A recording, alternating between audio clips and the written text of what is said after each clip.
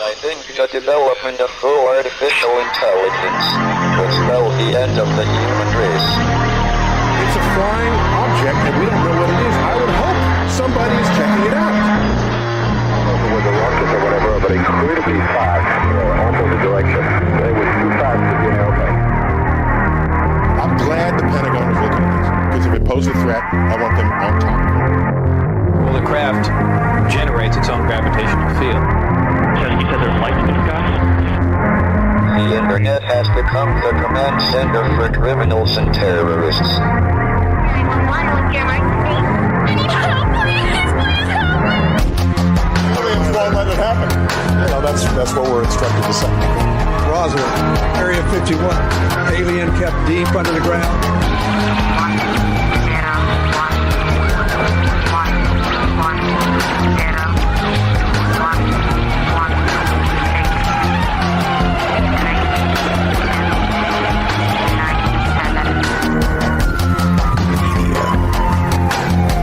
Doesn't have your best interest in mind. The government is self-serving. You're here for a reason. You're listening to Troubled Minds Radio.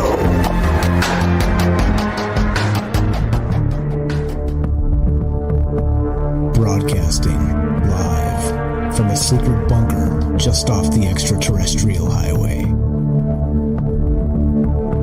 Somewhere in the desert sands outside of Las Vegas. From somewhere in space-time, loosely labeled Generation X on planet Earth.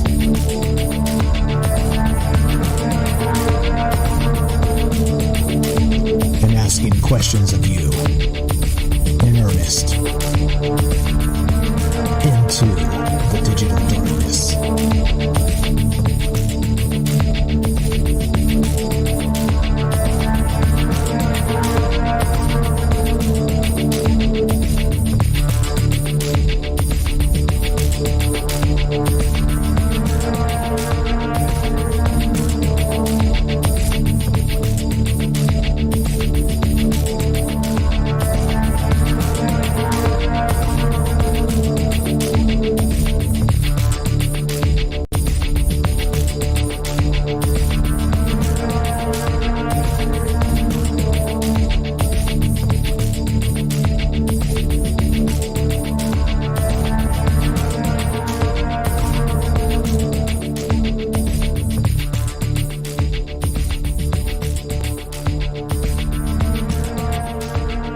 So we are streaming on Facebook, YouTube, and DLive, and I muted myself again because that's fantastic. Thanks, Cass, for pointing out no sound.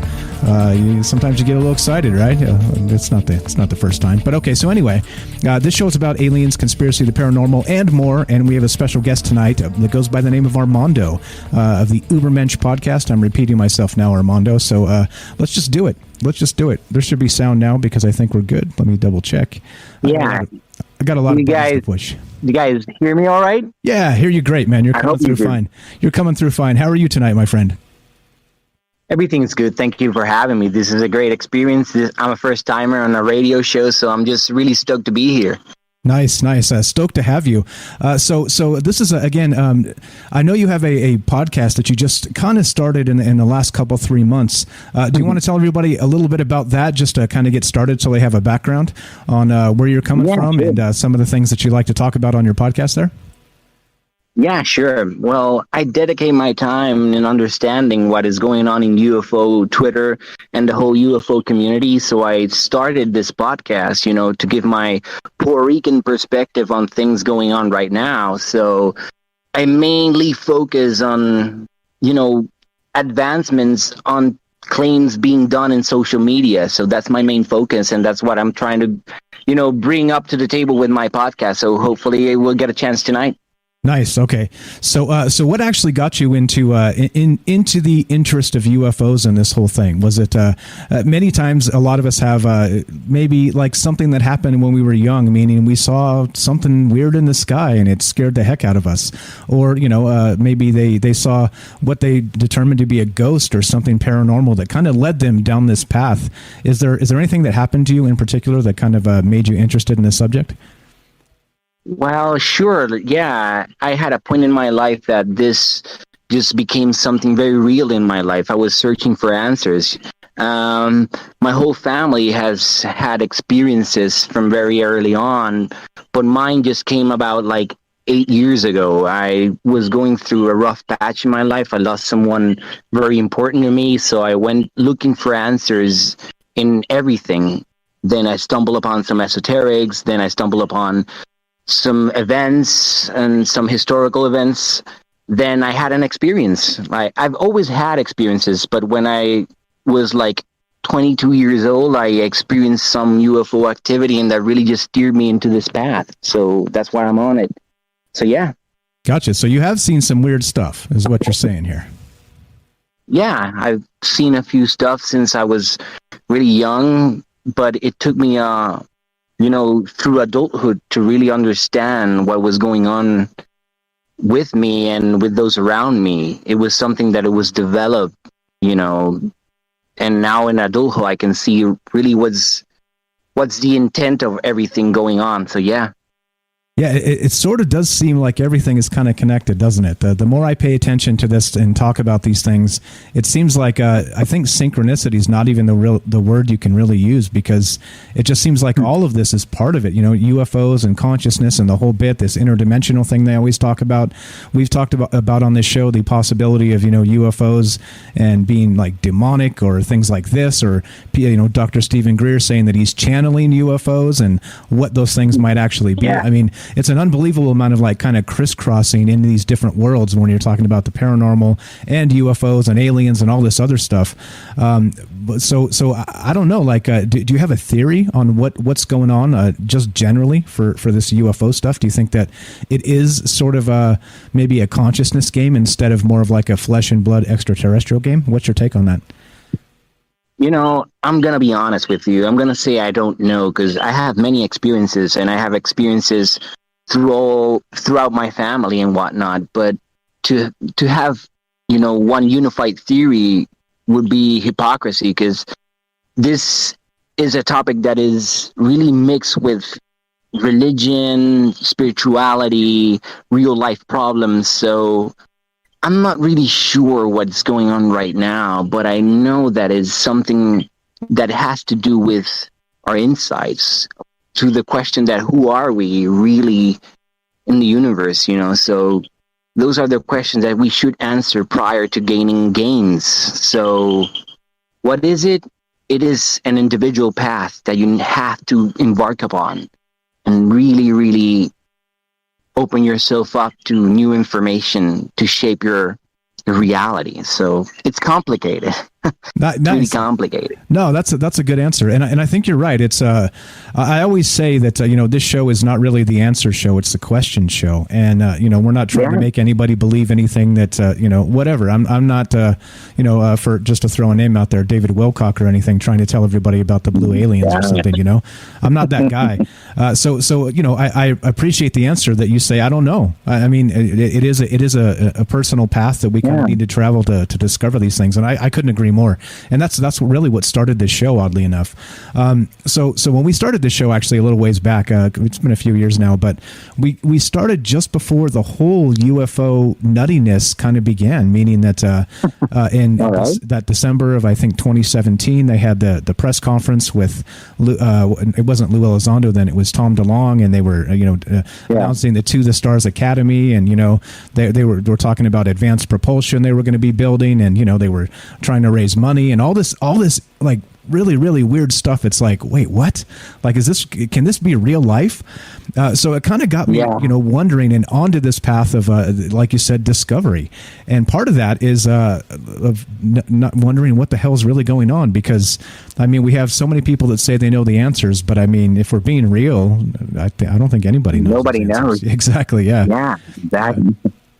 Yeah. So what is your take on that? Sorry. Go ahead.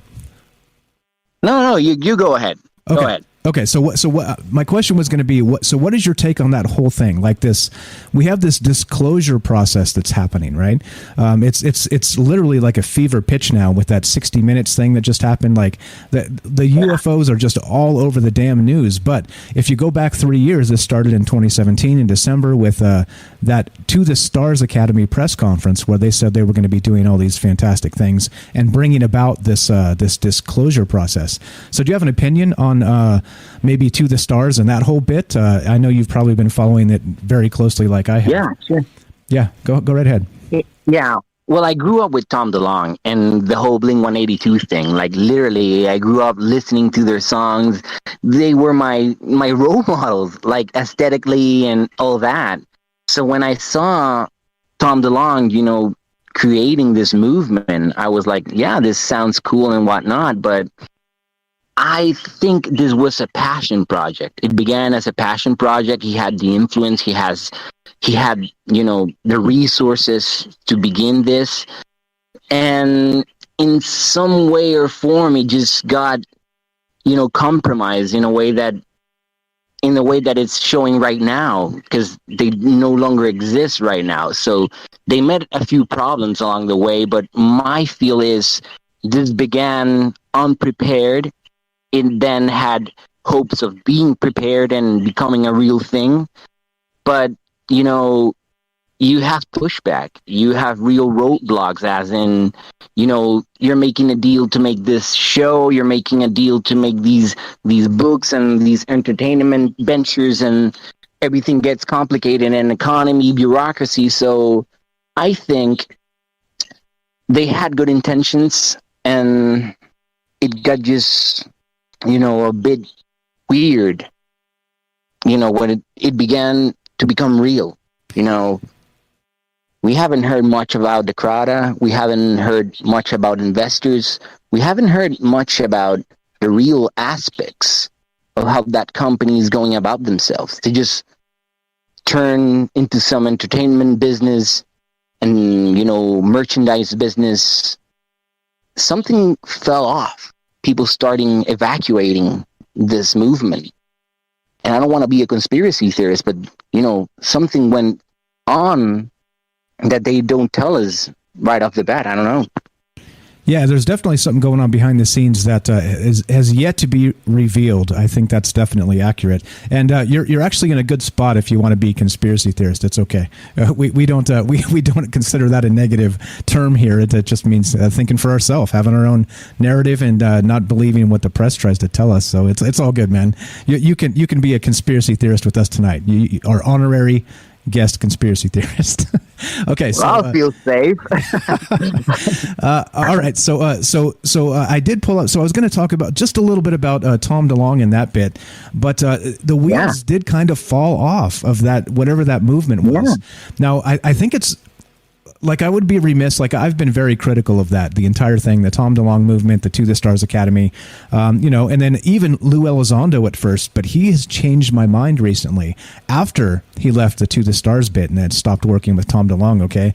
So my personal opinion on that is just that he seems to be working in good faith to try and bring about change here and bring about some transparency, in my opinion. I didn't believe that a year ago, but seeing all the interviews that he's kind of been a part of and just really putting himself out there and kind of talking to almost anybody who will talk to him, I think, in my opinion, he's changed my mind on what his actual purpose here is. Any take on Lou Elizondo and how that's kind of shaken out? Well, for starters, I think Lou is not a bad person. Like, he really portrays, this regular person just, speaking out on something he's really bothering on. So I'm critical of Lou, but I'm just critical of any government person that speaks out about a subject that is a bit taboo, that it's not directly, involving what is happening right now with the regular folk, as in economy struggles and whatnot. So that's why I'm a bit skeptical. But I believe this man is a straight up guy. He's a professional. He was raised on this military perspective, so I can see where he's coming from. And I really don't think these crazy notions of, oh, this is a psyops, oh, this is an organized event. No, I don't think it's that. I think it's more complicated. He's actually facing real pushback and real people that are not comfortable in opening up this Pandora's box of ideologies. And I think it's an uphill battle. And Lou takes the time to talk to everybody, that it's kind of difficult labeling him and knowing what his intent really is. But what I can say is I don't have a negative vibe from him. And I don't know if that's relevant, but he just, says these things, and he just gives us this information. He tries to be, very careful, and it's understandable. He comes from, a community that words weigh heavy on your career and your pension and your benefits in your life. You have to be careful what you're saying. So I don't think he's lying or he's doing something, mischievous or anything like that. I think this is complicated. Yeah, and I think that's a good way to put it. Once again, complicated. And so now I've changed my opinion. Like I said, in the beginning, I thought that he was more of a, working with Tom DeLonge, that whole To the Stars thing. It seemed less honest, in my opinion, just because, it was like an entertainment division, and they were talking about advanced propulsion. But then, like I said, once he started kind of coming out and doing all these interviews and kind of being open about it, I dropped I used to think this whole thing was like possibly a psyop from the government, just meaning the old school term is psyop, of course, psychological operation. The new term is called information operation. And it's literally a thing. It's not one of those tinfoil hat things. It's something they actually do to change public opinion on things. And so I really thought they were connected in the beginning when they started, but then as it changed here, and they left, like I said, I just have a hard time disbelieving him now because he's been so open after the fact. So I'm with you, and his vibe. I think somebody's vibe says a lot about them, right? I mean, it's almost like you can sniff a liar, right? Like politicians, like you don't even have to check. You just kind of look at him and go, oh, yep, that dude's a liar. Literally. You can see the way he goes about interviews. He has to be, careful what he says, because people often forget, legal recourse is a real thing. So if you say something that violates a contract or something binding, you can be in a real world of hurt, and trouble with legalities. So you don't want that. So I can understand the way he's going about it. So what I think is, I don't know, his message in some outlets is being, how can I say this without sounding too conspiracy? Misled. Sometimes he says something and some news outlets create these headlines. Oh, ex-whistleblower. He said clearly he's not a whistleblower. He resigned in protest, so he's not a whistleblower. So some of the things going on around him are the ones that are bringing up this suspicion, but not precisely him or people associated with Lou Elizondo. I think he's a stand-up guy. Yeah, I kind of agree there. If you're just joining us, guys, we've got a special guest tonight, and this is Armando from the Übermensch show. He's got a podcast, and he's very active on UFO Twitter. Has his ear to the ground with all this information regarding this disclosure project, basically, which is kind of what this is. This whole, with the 60 Minutes, like I said, we'll get to that stuff in a little bit. But things have changed, though. I mean, so even like I said, I've been extremely critical of Tom DeLonge in particular, and how he, kind of tweets things and deletes them, and then says, shares literally literally fake UFO videos and things like this, right? Like that's the part where I just smack my forehead and shake my head and go, why? Like, why? Like you're supposed to be helping this movement, not hurting it. And by doing things like that, you know, you might call that marketing, but I call it shooting yourself in the foot, you know, for your credibility and the rest of that stuff. Have you seen some of the things he's done in that regard? Of course I've seen it, and I think he's directly handling, you know, the platforms he's sharing things on. He doesn't have any, you know, media managers or anything like that. I think he just thinks about something, he posted it. So that's what got him in a whirl of hurt in regards to the UFO disclosure movement, and that's why he got boxed out, because I think he just went, you know, overboard. You know, he's just contemplating every single conspiracy and just putting them out there without no scrutiny or anything. And, you know, he's jeopardizing the message the other credible people are trying to convey. And that's the problem with Tom DeLonge. I think he forgot the position he was at. He was not in a position to entertain. He's in a position to inform, because he took on the mantle of someone that is going to spearhead a movement of 70 years of background into the mainstream, into reality. And I don't know, man, I feel he messed it up for everybody else. He did some great things. He put up this group together, and he was a mediator and whatnot, but I don't know, I think he just lost it somehow. Yeah, definitely lost the plot. And like I said, you know, like he was in a very good position to maybe do this the right way, to kind of move this about. But again, you know, like some people have said to me that regardless of his intent, it's kind of moved things along. And I'm not exactly sure. Of course it has. Yeah. Like we just can't deny that at this point. That you know, even if he kind of screwed up here or there, I think I reluctantly have to give him some credit now, just because of how all of this has kind of shaken out. And it has changed. 3 years. It's you know, they used to laugh at UFOs, and it's not really the case anymore. Like it's become part of an actual journalistic thing. Yeah, it has, and it has more coverage. But what I'm afraid is this is turning into something that is just, you know, a new time slot, because there's just too many, you know, bombardments of information, of new releases, that it's, if you want to inform the people, you can't bombard them with so much. You know, we want transparency, we want releases, we want information from the Pentagon and from the government, but I feel it's just way on the deep end. You know, just share some stuff, give it some marketing, and just let it loose on the world, and people make up, you know, these crazy theories that I don't know, man. It's just a little overboard, and it needs to be a little bit managed right now, because we need reliable information. You know, I'm sorry for the exposure movement and whatnot, but Tucker Carlson is not the best source, you know, to relate this. You know, that's what. I'm not gonna even go there just now, but yeah, go ahead. Yeah. So go ahead. I mean, I don't even think I think that the mainstream media in general has lost so much credibility that it's a tough pill for me to swallow. Taking advantage of it. Yeah. To even listen to those guys try and choke out some sentences about UFOs, I'm still shaking my head. Yeah, it's rough to hear. Okay, so we got to take a break here. If you guys are, again, if you're just joining us, we have a special guest tonight. This is Armando from the Übermensch show. He's again very active on UFO Twitter. Got his own show podcast. Please check it out where all podcasts can be found. I'm sure Spotify is the one that I see you link the most, but you're available on iTunes and all the rest of that. Am I right?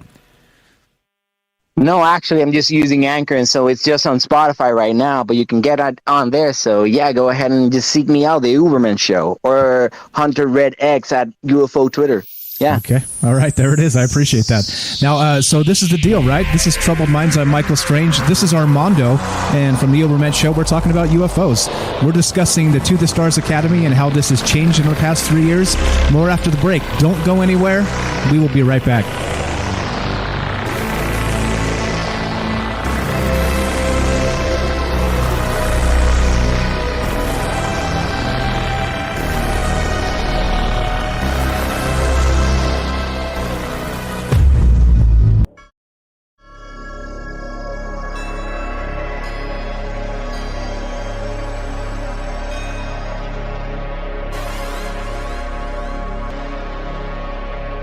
Welcome back to Troubled Minds. I'm your host, Michael Strange. We are streaming on Facebook, YouTube, and D-Live. We are broadcasting live on the Fringe FM, and we're taking your phone calls. If you want to be part of the show tonight, the number to call is 702-957-1037. That's 702-957-1037. We are on the phone here on Discord with Armando from the Übermensch show. You can find him on Spotify and also UFO Twitter, and we're discussing all things UFOs, the propaganda regarding it, and consciousness, and all the other stuff. All the stuff we love to talk about. So let's waste no time and get right back to Armando. Welcome back to the show, my friend. How are you? Yeah, thank you. Right here, ready to go. Ready to go. All right. So recently now, things have changed. Like I said, as this started, we had this whole To the Stars bit and this disclosure thing that kind of happened as far back as 2017. Tom DeLonge, Lou Elizondo. We kind of dissected that a little bit and got your thought on that. But what about recently? Now, recently, oddly enough, we've had this the 60 Minutes thing, right? The 60 Minutes thing kind of came and went, and it seems like the entire mainstream media just went insane. It just lost their damn mind. And like you said, we got a lot of clickbait, a lot of misrepresenting what people say, a lot of they say this so they mean that, and like I said before, the frustration I have is the media misrepresenting so many things that we're left, sure, fine, attention is good. You want normies or normal people, as we call them, to be interested in this type of thing, but not by misleading them with clickbait garbage, right? Am I right there? Yeah, sure. You need to educate yourself first, because if you're talking about activism and relieving, the cover-up and giving transparency, a path, you can't go about it, misleading people, man. That's just strange off the bat. You don't do that. So, yeah. Yeah. And so what do you think then? Are we at a point where this whole the 60 Minutes thing is an honest effort, or do you think it's now? I think this is where maybe the PSYOP or the information operations, that type of thing, kind of comes in that not necessarily that maybe Lou Elizondo is fibbing here. I think again, like I said, I think he seems to be an honest dude from what I can tell, but it almost seems like by the media kind of taking the bull by the horns of this narrative. It is the media. It is the media. Yeah. So go ahead. Yeah, it is the media, my friend, because you have to think about all the variables, These are people that are after, are they after real information? Because to me, there's a lot going on right now, I don't want to dismiss our beloved topic, but there's a lot of things going on right now that are first than UFOs. People are struggling right now. We're recovering from the COVID thing. And I'm not going to start on that, but it's a reality. So if you're going after this in, as a news outlet, you have to be ready to, to give something back to the people. If you're reporting on this, it means it's going to give something back. It's going to alleviate something, right? No, it's not. It's something that is not immediate. It's a piece of information, and yes, it's giving public attention, it's gaining attention, but it's not something that, if we're seeing it from an activism standpoint, it's not something that it's alleviating everyone. So is it an honest effort? Kind of.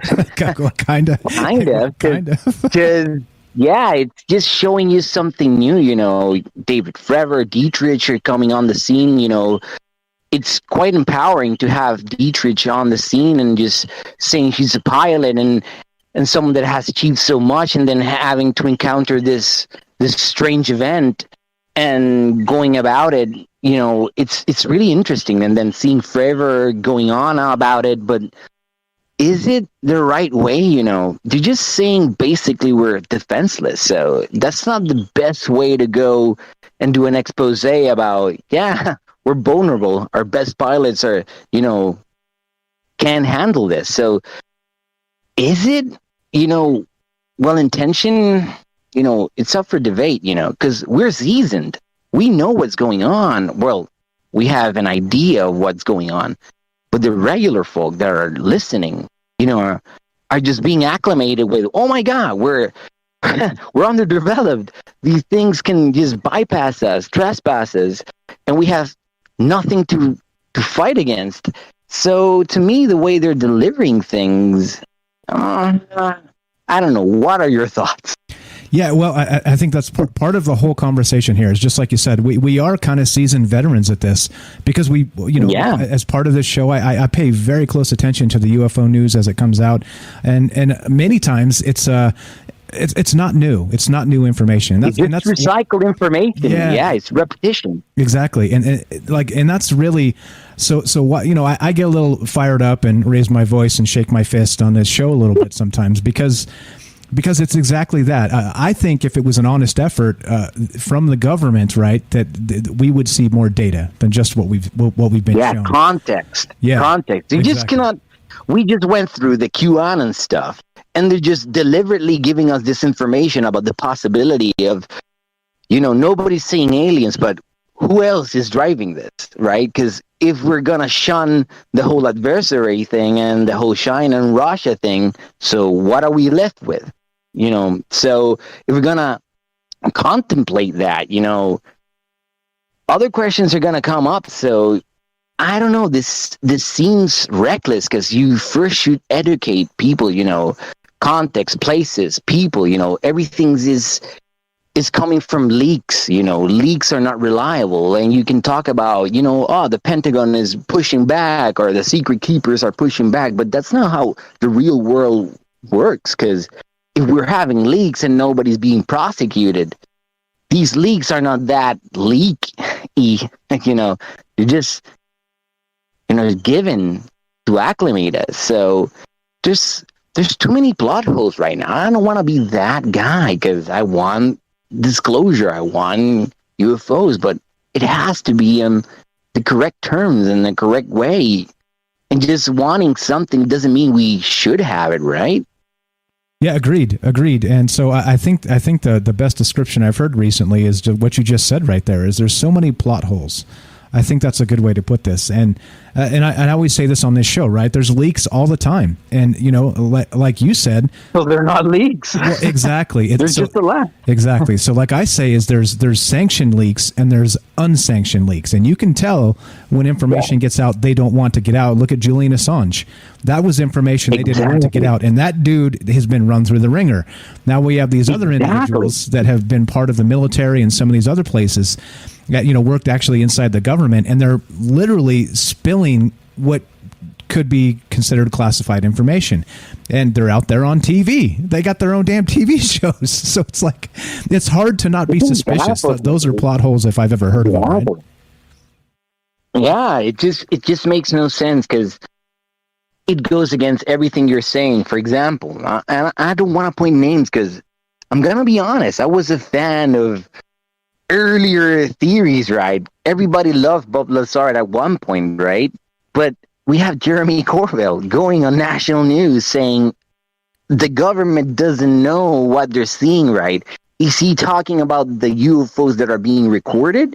Or is he talking about the UFO as a whole? Because he's the same guy, the same documentarian that made a documentary about Bob Lazar and flying saucers and the secret installation that allegedly reverse engineers crafts.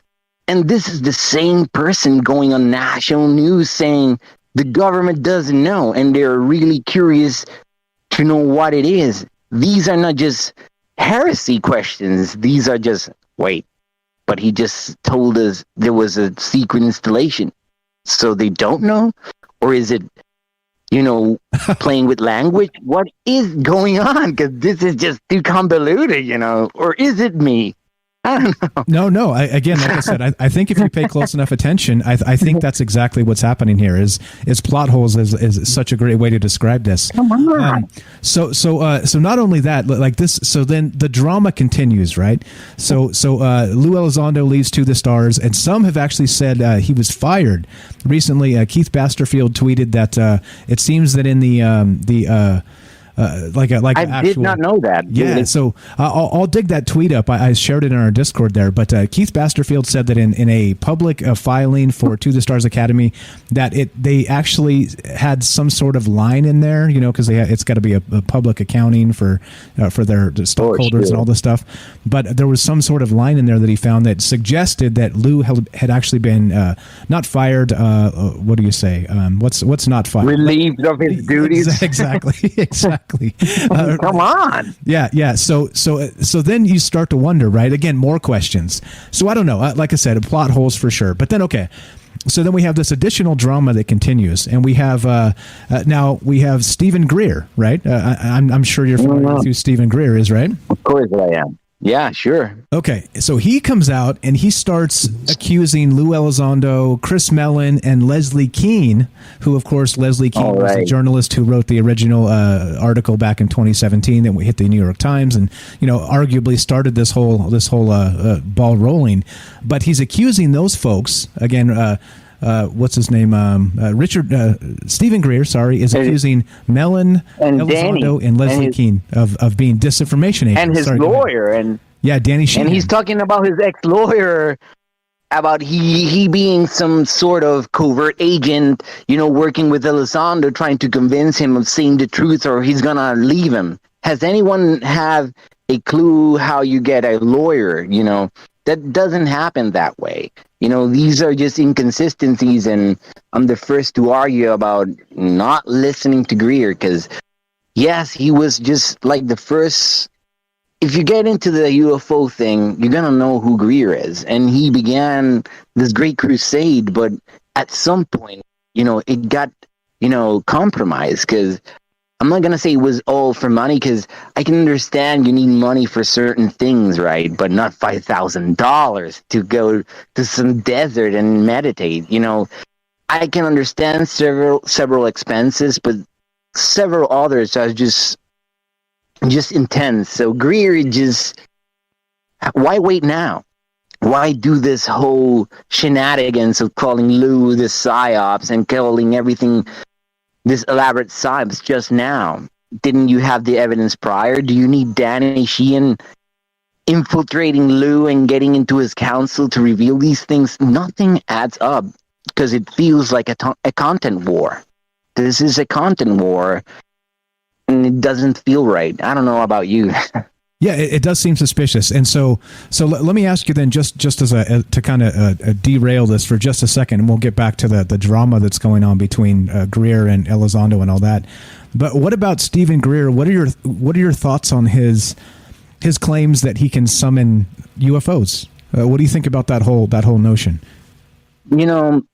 Thank you for asking that, because I feel that we have that capability, but not in the way that he portrays it, because I believe CU5 is something very personal, and it's not something on demand. It's something aligned with an innate need of spirituality. So what do I think about Greer? That he has good intentions, but I believe, and this is just a personal thing, I don't want anyone going on my line exclusively, but I think he just got derailed and he got confused, and, thing got to his head, because you can't be after this and be so vocal about it and then just associate yourself with these idiotic notions that lack sustenance, because you cannot call someone a psyop, just call it a psyops, and point out some super remedial things. Oh, Lou is lying because he was a counterintelligence.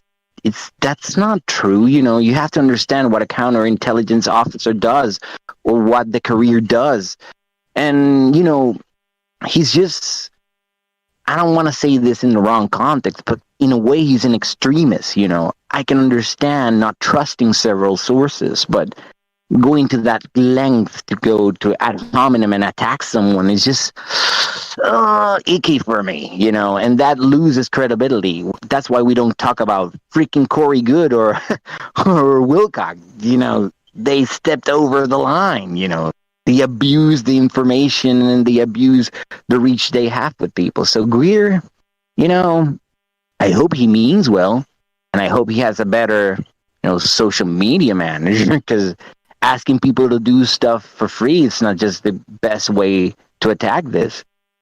I don't know, man. That's my thoughts. Yeah, well, and I think so. Part of it, like you said, Greer back in the day, he was well respected in the UFO community. Yeah, and it seems he began a few things that are legitimate. Yeah, and actually, supposedly had a hand in that whole Wilson documents thing, and has had high level briefings with people at the Pentagon or possibly Congress. Yeah, I mean, he's actually years ago was rubbing elbows with people in the right places to kind of get these things done. Yeah, I know. But then suddenly the CE5, and like you said, selling a $5,000 ticket in the desert to meditate, to bring about some UFOs. It seems too much, man. Yeah, it seems a little too much. It's too much. It seems like I can understand you can charge people because work and effort takes money to achieve, but $5,000, you have to buy the plane ticket and go there and then meet people and then buy the equipment and then meet Greer and then go to the desert and then pay $5,000. Come on. Yeah. Well, and that's exactly it. And kind of like you can't really just by saying, in my opinion, just by saying that Elizondo worked for the government. You can tell me UFO. Well, no, meaning that like you can't, like in my opinion, you just can't just say, well, Lou worked for the government, so he must be lying. Those two things are not always the truth. But just like I think you could also say, if Greer wants to make some money from it, just like you said, there's part of that. There's time, there's effort, there's a ton that he put into this over the years. Fine, but I think when you paywall things off with such a high price tag, and we're talking about like. It's ridiculous. Disclosure. Who do you want? Exactly. Yeah, it's crazy. It's crazy. It's like, well, you want the secrets of the universe? Psst, come around the corner with me, and I'll show you for $5,000. It's like, what? This is insane. Yeah, it's weird, man. It's weird. It's weird. Okay, so just because people make money doing this, I don't immediately write them off, and just because they work for the government, I don't immediately write them off. I would really like to make money of this because this is my passion. So I would really like to invest my time completely on this, but I don't have the the background, the information, or the resources. So I'm hoping that someone else can. So it's not about the money thing. It's not about making money. It's about abusing things. This subject is being abused because it's just something that humans apparently do. If they can scrape a bit of money or extra cash, they abuse things, and ufology is not excluded from that, and we need to understand that.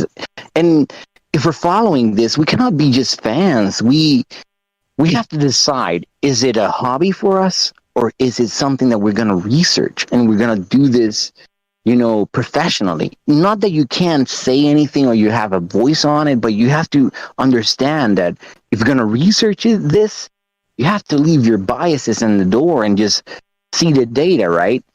So if you have these preconceived notions, you cannot go forward with this. You have to really think about what you're going to do with, the pursuit in ufology. And if you're going to charge, you have to give educational value stuff.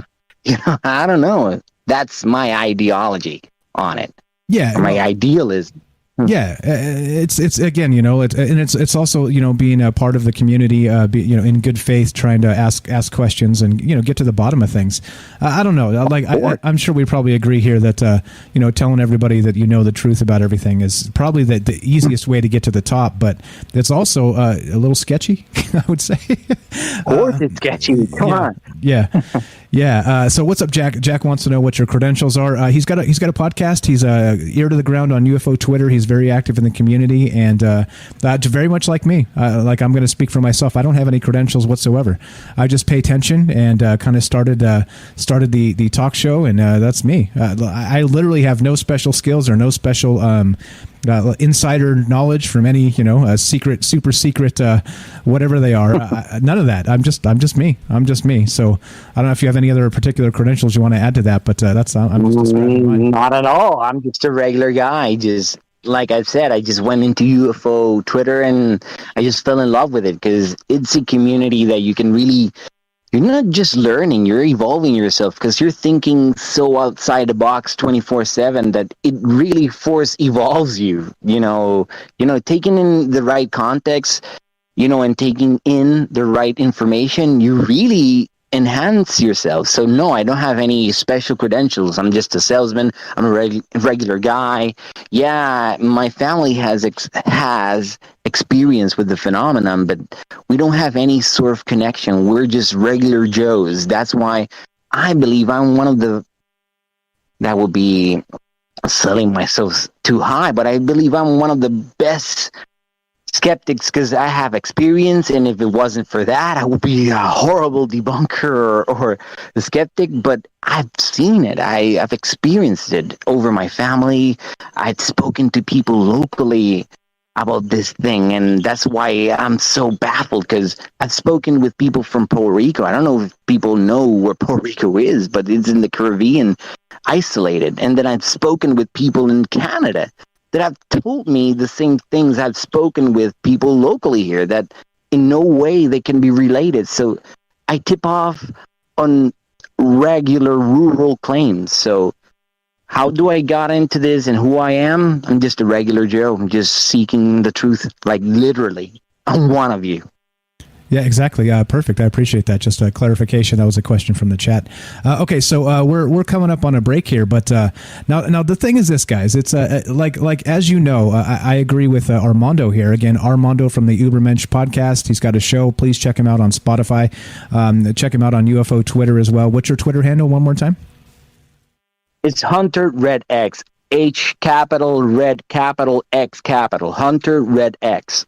Okay, so I will actually have that linked down to the show notes and everything else as we go tonight. So you guys don't have to remember that. I'll have it linked, and you guys know where to find him.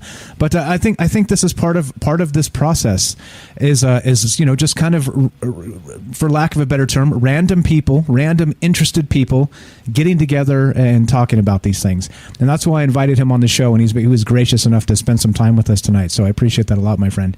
But very much like you guys out there, we're just part of one community.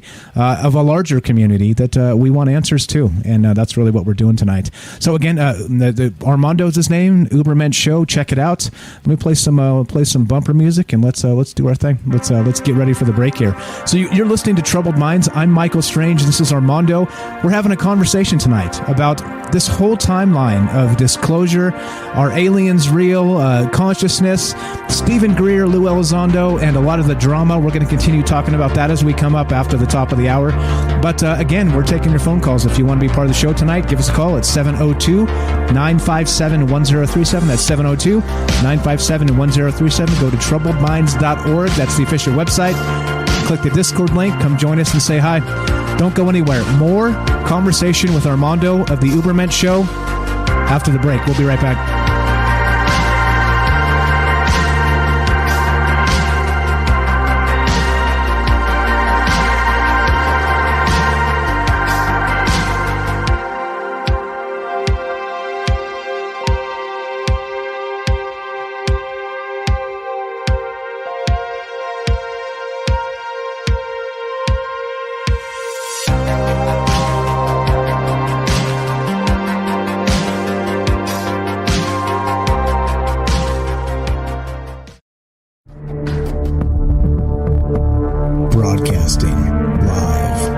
Secret bunker just off the extraterrestrial highway. Somewhere in the desert sands outside of Las Vegas. From somewhere in space-time, loosely labeled Generation X on planet Earth.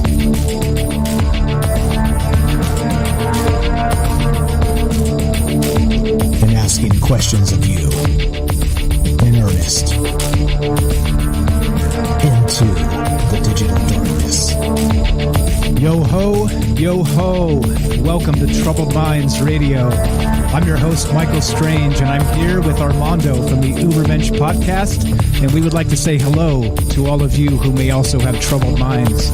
This show is about all the things we're not allowed to talk about. You know what those things are? Aliens, conspiracy, the paranormal, the government, academia, the 24-hour news cycle, propaganda, and the general feeling that we live in the upside down.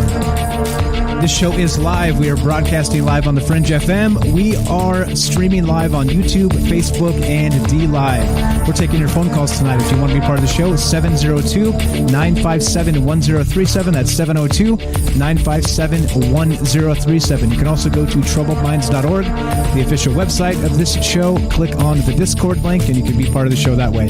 Discord is a chat client, and the best part, it's free. You don't have to have any of that long-distance voodoo magic that can, charge you. Well, Discord's free. Troubledminds.org. Click the Discord link. Get in here and say hi. Lots of good conversation. Lots of smart people over there. But okay, let's get back to this. So the conversation tonight is this so far. We're kind of circling back to this whole disclosure process. We're circling back to 2017 when the New York Times article came out, to December of that same year when I believe it was, pretty sure it was the same year in December, Tom DeLonge, To the Stars came out, and really these events kind of started a whole nother what would you call it? Just a whole nother chain of other events that got us to this 60 Minutes and some other drama in the UFO community. So that's the conversation tonight. As I just ramble on here, welcome back to the show, Armando. What's up, my friend? How are you? Yeah, thank you for having me, man. This has been a blast, really, just to talk about these things, giving my opinion just as another civilian. It's just been great, man. Thank you. I appreciate it a lot. I'm glad you're having a good time. So am I. That's what we try and do here. This is a kind of a low pressure, chill environment. We just get together and talk about weird stuff, man. It's like I said, it's hard to not be living the dream, sipping on a beer, talking about UFOs, man. It's crazy, right? Feeling safe, man. Yeah. Feeling safe. Exactly.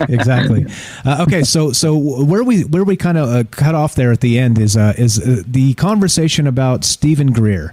And so you gave us your thoughts on him. And so how about now let's turn that conversation to instead how Stephen Greer is now suddenly calling out Lou Elizondo, Leslie Keane, Chris Mellon as being disinformation artists. Actually, he's a lot of people have been saying it, kind of here and there, people like you and me, no credentials, just interest in the subject. And we've, some, not us, but other people may have been saying this. Maybe it has escaped my lips once or twice as a thought, right? As a thought experiment. But now Stephen Greer, who's really prominent in the UFO community, is literally just calling them out and saying that they are trying to fool us and what they're saying is not correct at all. Am I right there? I think that's what's going on now. Yeah, he's been doing that, but I believe that in the climate we're living on, you have to back up your claims, and especially when you're a public figure. So I hope Greer can back up his claims, because I may not be a fan of many things going on right now in the disclosure process, but defamation and just saying a few things that are not correct, it's not the way to do it, and just calling someone a disinformation agent or a PSYOPs agent. These are big allegations and these are big claims. And if you're spearheading a movement, you better have the evidence and the data to back it up.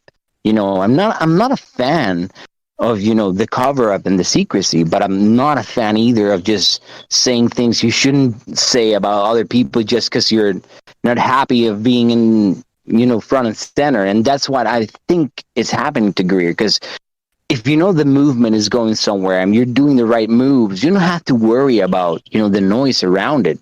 I believe he's just, sweating a little bit because other people have, the attention. They're going on to this big,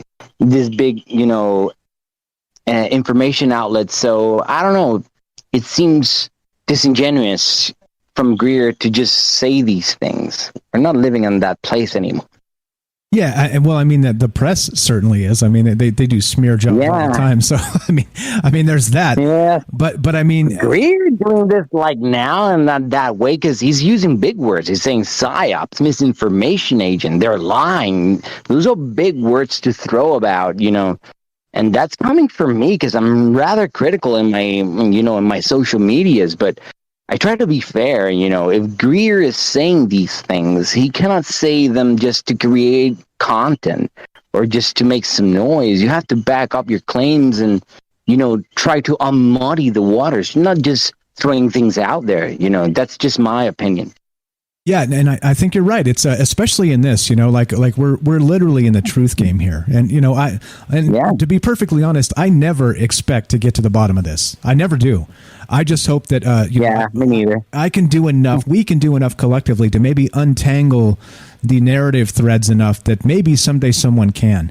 I think that's part of this, part of the whole parsing of propaganda, right? I mean, like we could all just say, yep, they're here, and there's the green ones and the blue ones and the, the other ones and the bird ones, and then, and then sell a book. But I mean, many people are doing that, but I'm not so sure that's just the honest way about this. You know what I'm saying?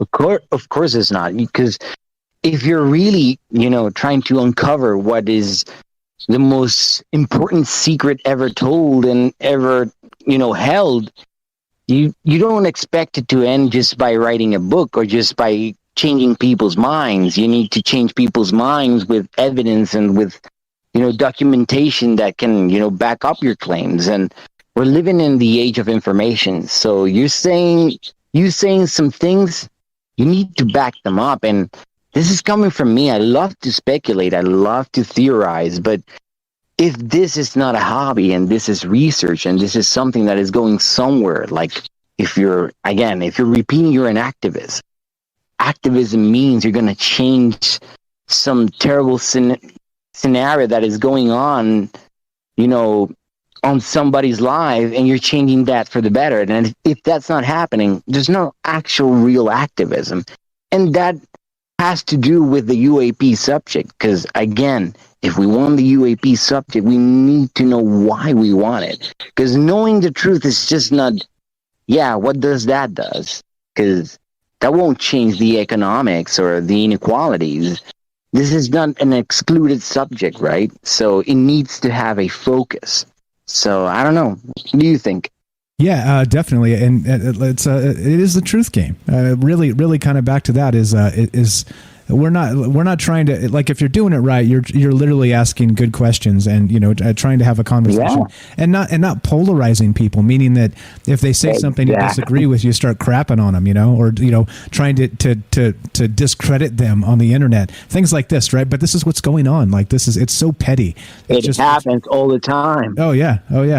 It's pretty gross. We got a phone call. So if you're just joining us, guys, this is Armando from the Übermensch podcast. Again, I'll link all his social media down below right after we finish this. So you don't have to remember all the things, but do please give him a listen. Give him some love. He's out there just like us, regular guy, interested in the subject, interested in UFOs, interested in the phenomena. And again, like he said a lot of smart things tonight, including that there are sometimes more important things than UFOs. And I have to agree, some of the geopolitics, some of the people starving, like all kinds of just really bad things. So thanks again for spending your time with us tonight. I appreciate it a lot. I appreciate it, man. Thanks for having me. Really. You got it. All right, let's go to Paul in New Hampshire. We got a phone call here, so let's. Paul, what's up? You're on Trouble Minds with Mike and Armando from the Übermensch podcast. If you got a question for us, or you want to make a statement, let's just keep it quick tonight because we got a guest on. I don't want to give you guys too much time to talk over him. But go right ahead, sir. How are you? I got you, Mike. I got you. And just got to say, boy, Armando, did you nail it, man.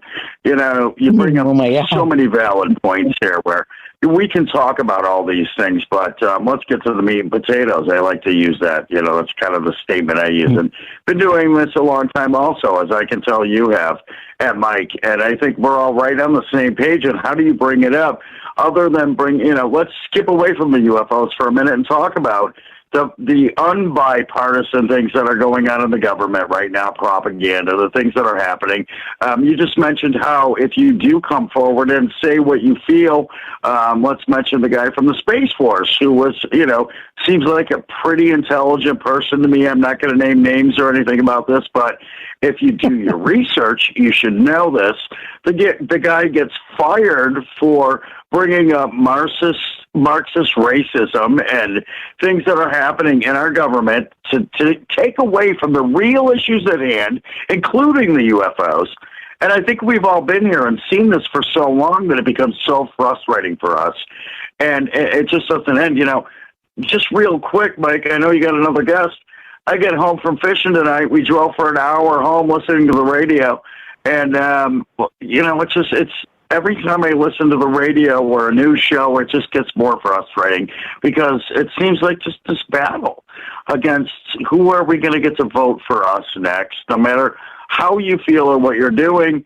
And then they use these other things like UFOs and homelessness and drug addiction and suicide and then shootings and turn them into basically nothing but a news cycle to bring them towards their path. And I don't think it has anything to do with anybody coming together and looking at actual evidence. And then that works right down to Stephen Greer. Here we go now. Here's Stephen Greer, who is, I'm not going to say I'm a big fan of him, and I can prove it with evidence, just like Armando said, have some evidence.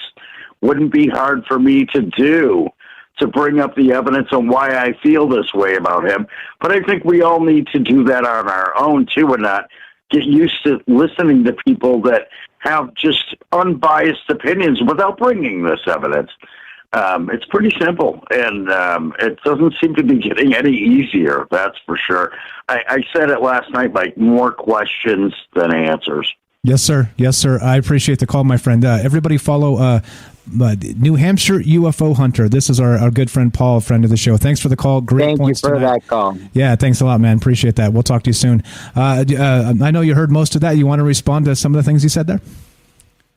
Yeah, I just really appreciate, seeing what I'm trying to say, because I just want people to think critically, don't take sides. This is a human issue, you have to really, start to listen to your fellow men and listen to the claims that are going on, that is a bigger evidence than anything that is being given right now. So we need to, trust each other. So thank you so much for that call.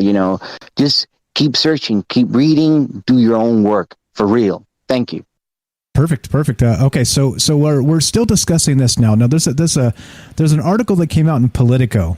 So I don't know. Like I like to kind of stick to the sources here, only because I know as many of us realize that we're kind of like we're targets for we're conspiracy theorists or disinformation agents, or we're shills, or with this or with that. And so I like to stick to these sources because at least I can say no, look, I'm talking about this, and this particular source is the discussion tonight and part of it. And so I like to share this. I don't know if you've seen this in particular, but Politico reported this just a couple days ago. Let's see, what's the date on this? 5/26. So a couple days back, maybe was it yesterday? I don't know what date it is. It's okay. But the headline is this: ex-official who revealed UFO project accuses Pentagon of disinformation campaign. And so we have another layer of this, right? So Lou Elizondo's Inspector General complaint asserts that officials have tried to discredit him since he went public.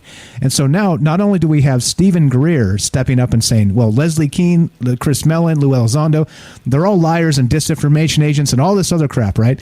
He's just saying all kinds of just crazy stuff. And you're like, wait, what? And then we have this, Lou Elizondo and Danny Sheehan, who's a lawyer, of course, are suddenly in the middle of this, what they're describing as maybe a smear campaign, a disinformation campaign to discredit Lou Elizondo. Have you heard of this going on? Yeah, I've heard of this. And, both my parents are like lawyers, like criminal lawyers. So I would know, for their example, I'm not a lawyer myself, but the way they went about their business, these are serious, propositions in regards to the whole IG investigation, because this is the moment that we really have to wait for information to come out, because if they are filing a legal complaint, that leads paper trail, that leads real, like paper trail. So we can speculate on it, but if they have these complaints, it's going to be on paper, so we have to stay vigilant. I have no more comment on that, because if he said he did this, it's going to be on record, so we have to see what allegations that Lou Elizondo did towards the Pentagon and what the Pentagon, said, in defense. So this is a good thing because this is real world scenarios, real world things that can be, followed on. These are not just claims.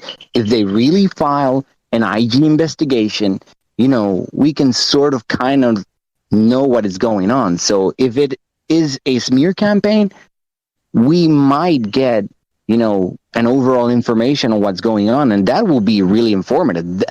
These are the things that are making me change my thoughts in regards to Lucas. Is he's fighting this? He has some real issues with them. They are really fighting back. So let's see what's going on. So I know this is not a popular thought, but I advise patience on this because it will leave paper trail. I don't know if that makes sense to you. No, it makes perfect sense. And so a lot of this too in the UFO community, right? Like John Greenwald Jr., I'm a big fan of his. Me too, man. He's the greatest. Yeah. He's doing some heavy lifting. Exactly. So he's doing exactly what you're saying. He's actually after paper trails. Of course. You can't hide everything like this. You just can't. And so, I always say he's doing God's work. He's probably done more for ufology than almost anybody. And he gets a lot of crap. Like so many people come after him. I don't know why. Yeah, I don't know why. Yeah. Go ahead. Yeah. Go ahead. No, you go ahead. No, well, I mean, because he's basically saying, wait, guys, let's slow down. Let's pump the brakes and let's not jump to aliens all the time. Let's see what the documents say. And, he himself has said that, just clearly he understands that 100% of it is not going to come out in the FOIA process. But somebody needs to be doing it, for crying out loud. I mean, he's on their radar. He's basically pissed off the Pentagon, the FOIA process. Like, they know his name. He's definitely on a list because they're like, you can imagine the behind the scenes conversation of oh crap, Greenwald filed a FOIA on this now. How are what are we going to do this time? Delay him for 3 years? He's using the system they established. Exactly. He's using the system established to gain information against them. So, of course, it's going to be sanitized. Of course, John Greenwald Jr. is going to, have to face obfuscation, pushback because he's using the system. That's what we should do. We should use the system because we're getting these headlines. We're getting these informations. Yeah, they're making content. But if we ask the right questions, all right, your content needs an explanation. It needs a source. It needs a name because you cannot claim activism or this is for the betterment of humanity. No, you have to tell us where is this coming from because we don't trust everyone. So I believe John is doing God's work because he's just giving us the information, He has, yeah, go ahead, man. Yeah, and not only that, he's the guy that's kind of legitimizing the process. Is that exactly. like a lot of us can speculate. He's being quoted by everyone. Exactly, he's the first name. Everybody hates him, but he's the first one everybody quotes, and he's the first one that everybody links. Hey, you want to know this? Please go to the blackbolt.com. But people hate him, but they source him. So, it makes no sense to me because, go ahead, man.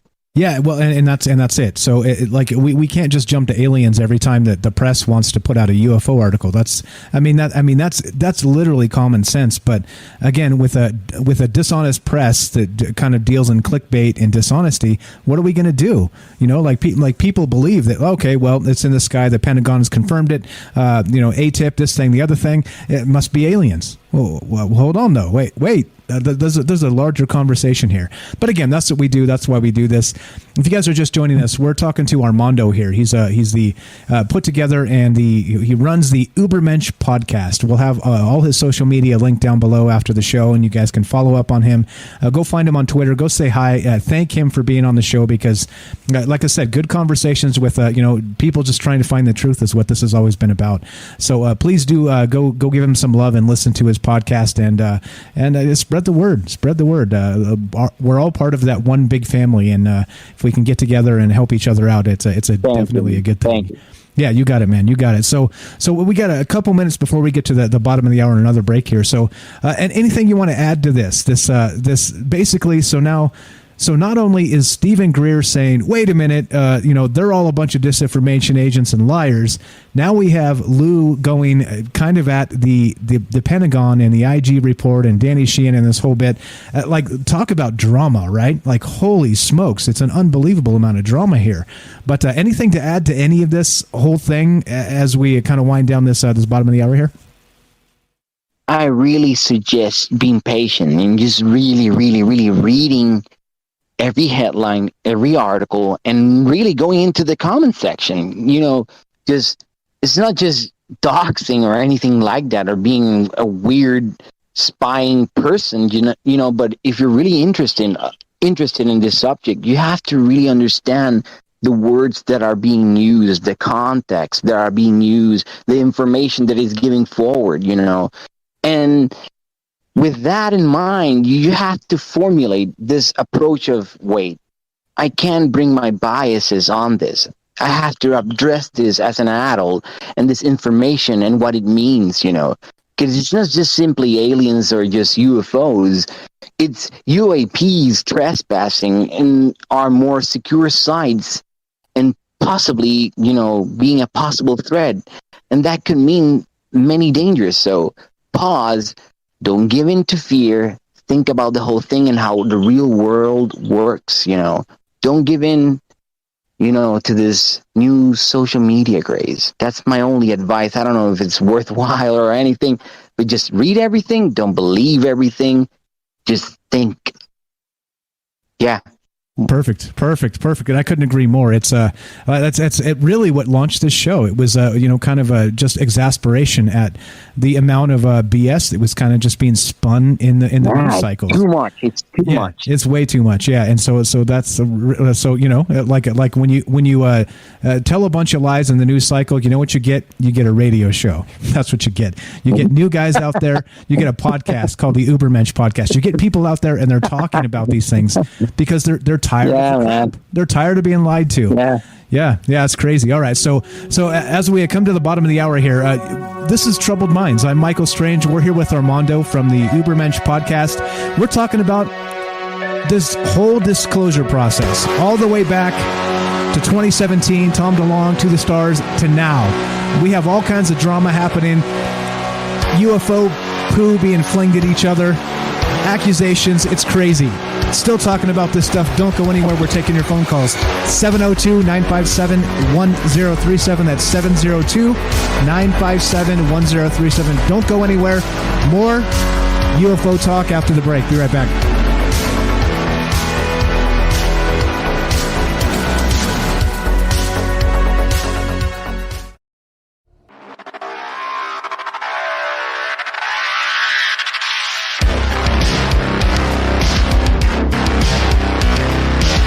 Welcome back to Troubled Minds. I'm your host, Michael Strange. We are here tonight with our special guest, Armando, from the Übermensch podcast. And we're talking about UFOs. We are streaming live on YouTube, D-Live, and Facebook. We are broadcasting live on the Fringe FM. Taking your calls at 702-957-1037. That's 702-957-1037. Click the Discord link at troubledminds.org. That's the official website. Phone number is there. The Discord link is there. Everything you need will be there. Troubledminds.org. All right, let's continue, shall we? Let's continue talking about all kinds of amazing things. Let's get back to Armando. Welcome back to the show. Testing 1, 2. Earth to Puerto Rico. Yeah, thank you. I'm here. You're live. Yeah, we're live. Woo!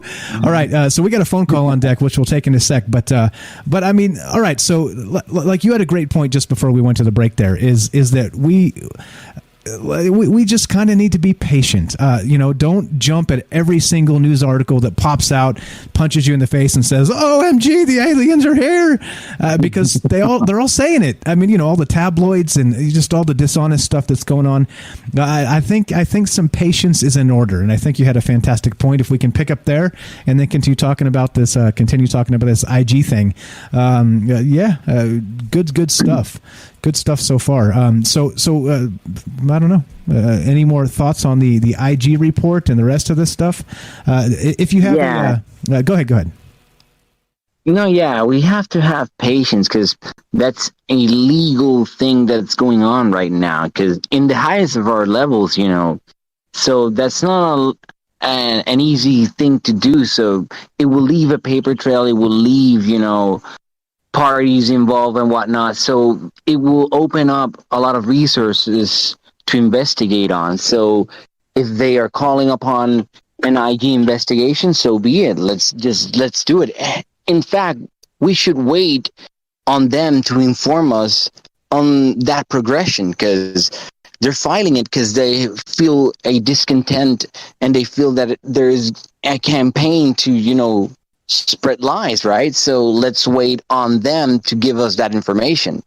Just like TTSA should have informed us on the CRADA things and everything that was going on in regards to creating this anti-gravity stuff and whatnot. We should be kept in the loop. So let's wait. Let's wait on Lou to tell us. So yeah, go ahead. Yeah. So okay, and so back to that, and a lot of that drama. Let's bring that up. Like you point out that, and this is again kind of what irritated me quite a bit about Tom DeLonge is some of the initial claims for TTSA was that they were going to, after raising money, they were going to create anti-gravity devices. Right? I'm pretty sure that was part of the claim back in 2017. Is that right? Yeah, it was, but apparently someone forgot to tell Tom you need to have an aerospace division to do that, and engineers and a payroll and lots of money to do that, to even investigate on the possibility of creating a vessel that can defy gravity. These are not light claims, these are heavy claims that involve a lot of engineering. So yeah, let's wait on Tom. Yeah. Or like at least maybe make some claims that you can back up. I think that's feasible claims. Let's start a band. Let's start an album. Let's make something else. But an anti-gravity defying vehicle. All right. Okay. Yeah, and all we need is money. Oh, geez. Yeah, sure. Yeah. Right.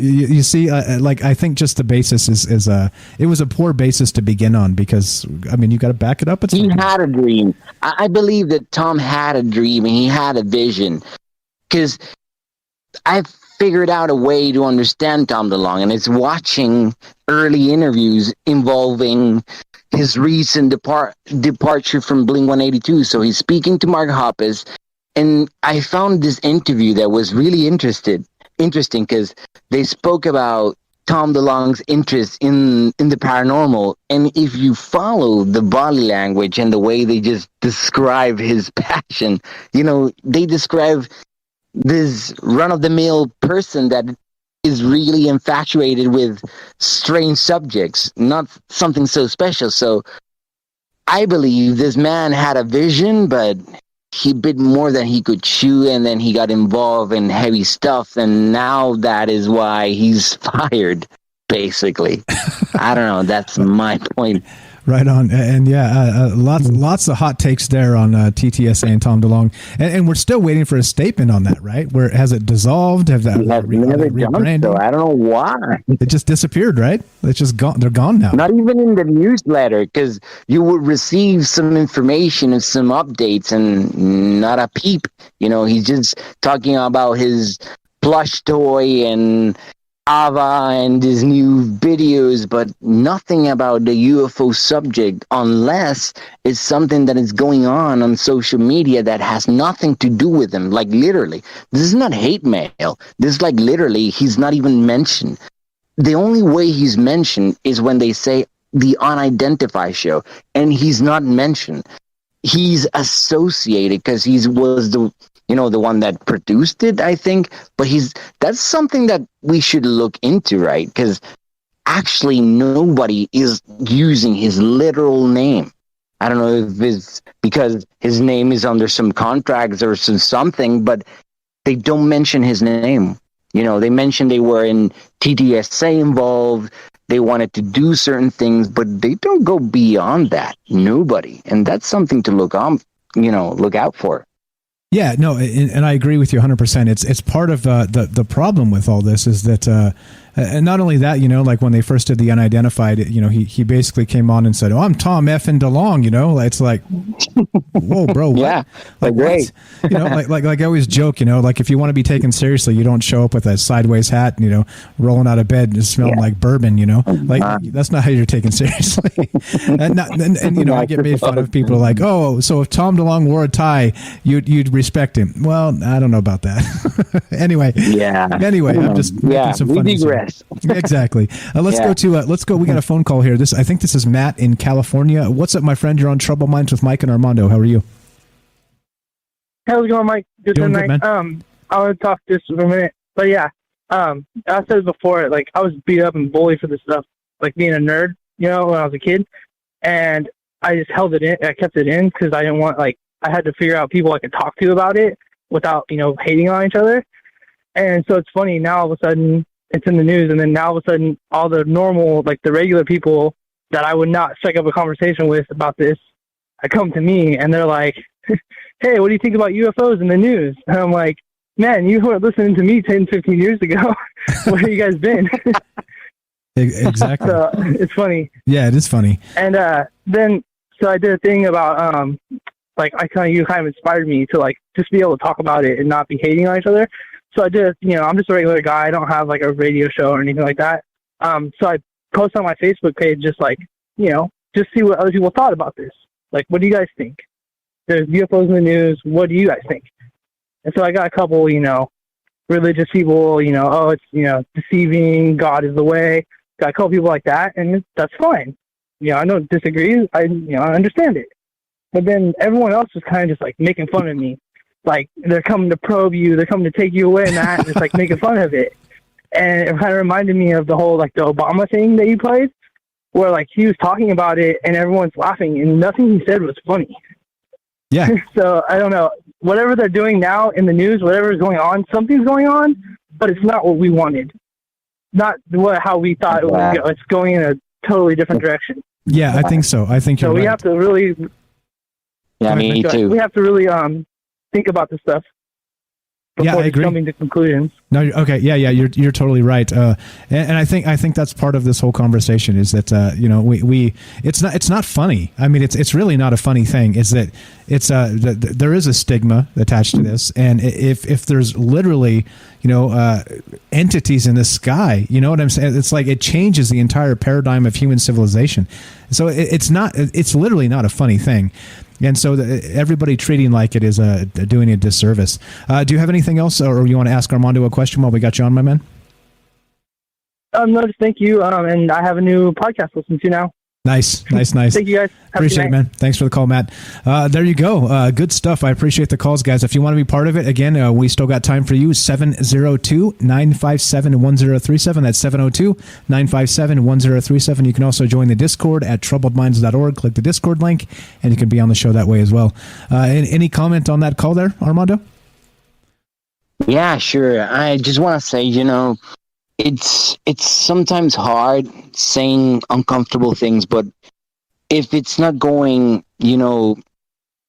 against, your benefit, just speak out, try to reach out people, education is really important. So if you're going to get a lot of grief, keep this to yourself, and be really smart to where you're going to direct your attention towards and who you're going to give your information. But don't be discouraged in talking about this. I'm not saying become this kook that is going to talk about this all the time and whatnot, but this is something that is relevant to reality. So if you have the need, to tell somebody, you should go ahead and do so and begin this conversation of, wait, we're just not localized on this planet. There is a real possibility of something going on, and the news in a way are validating that, but you have the responsibility of giving that information forward in a rational way, with information that has context. I don't want people to start believing in this just to escape their problems. I want you to believe this as as an intrinsic thing that is part of our reality. So if you're doing your part as simple as just saying, hey, you thought I believed in UFO 10 years ago, and you're asking me, hey, welcome to the table, let's talk.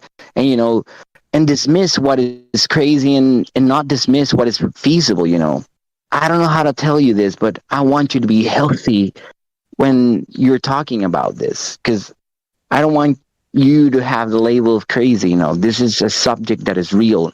And like we're talking about, this is not a laughable matter.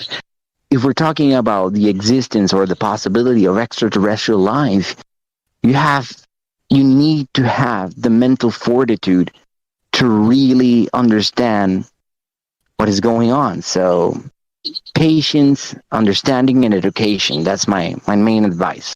Perfect. The Night Stalker in the chat here says, this is kind of funny. He says, Tom blew his role as gatekeeper when he bombed the Joe Rogan interview.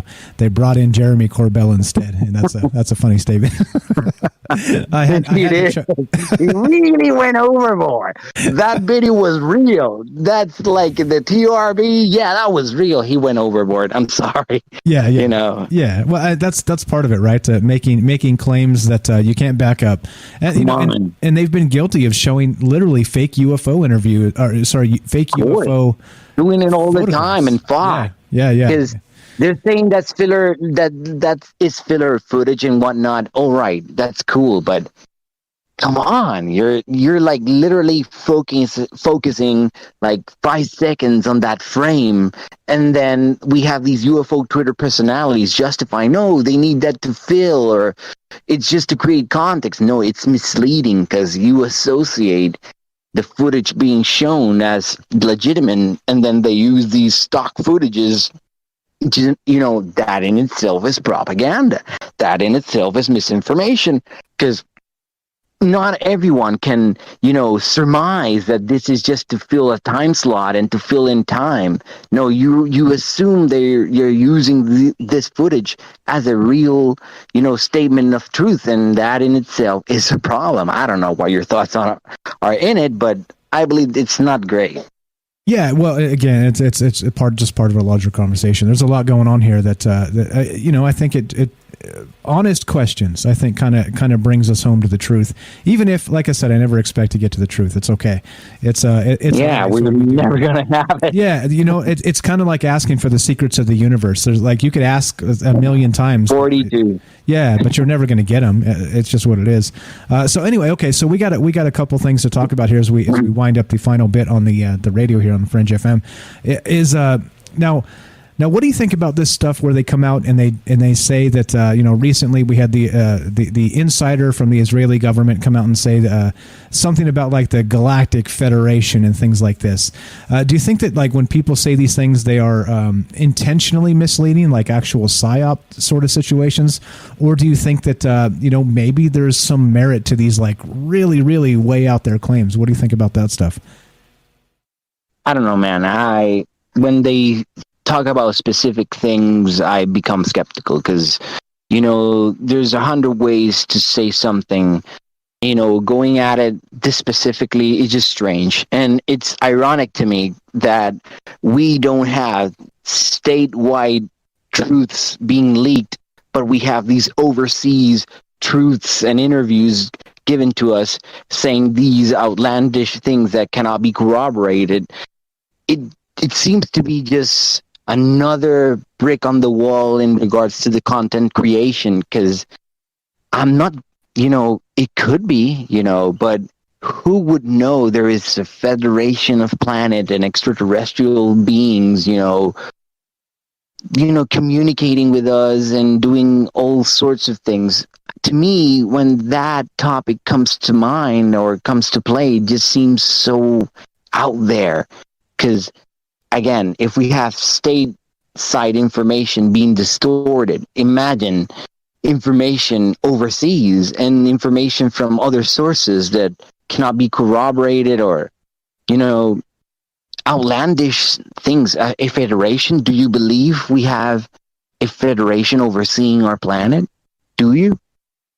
I don't know. Okay. So I think that it seems outlandish, but I'm not so sure you can dismiss it's not impossible, by the way. Yeah, exactly. Yeah. I don't dismiss it, but the way it's just being given into context and it just spread. It's just, so yeah, there's a federation of planets, evaluating the way we behave as a planetary society. This is too much information for us to take as face value because it's just too specific.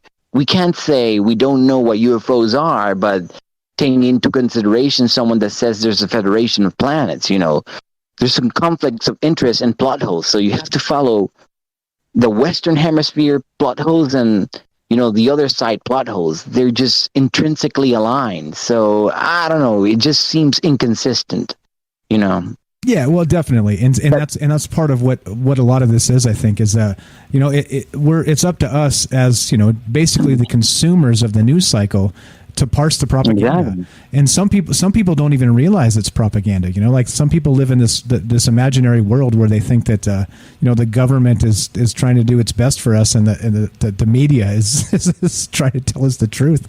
It's just that's so bizarre. Not true. No, that's exactly. not true. No, exactly. And so I don't know, and that's like I said, hopefully if we do a good job, we start untangling some of these narratives and maybe getting closer to that, whatever that truth happens to be. I don't know. Like I said, I'm perfectly content talking about these things in abstract ways, just because. Of course. It's just again, it seems very religion style guy on a pulpit telling you the secrets of the universe. Exactly. You know what I'm saying? It's like when you start doing those things, you end up let's say in a bad place. let's just head it off at the pass and call it a bad place. I could go on for an hour about that, but I don't know, man. Okay, yeah. So with that then, so there have been claims recently of not just this Israeli stuff. Have you heard of that Anjali, the girl from the young lady? Yeah. So she says she was taken to an alien base, and she says she had all kinds of paranormal experiences. What's your take on that? Is that kind of similar to this or something else? That is a complicated thing because I base my beliefs on on things I can somewhat kind of corroborate, and I'll explain myself briefly. Because all right, she's saying she's getting these downloads, right, and in regards to contact with these entities, and saying these claims they have a subterranean base some aliens are housed at, and I am open to that because as a Puerto Rican, I've talked to many people that claim similar claims, of strange entities living within mountains and strange structures. But the way she's describing these downloads and these events, they seem so theatrical because if I have to be honest, I've been open on it of being an experiencer myself, and I don't believe or I haven't experienced downloads the same way she has or has described how the contacts work, because I don't experience them like that.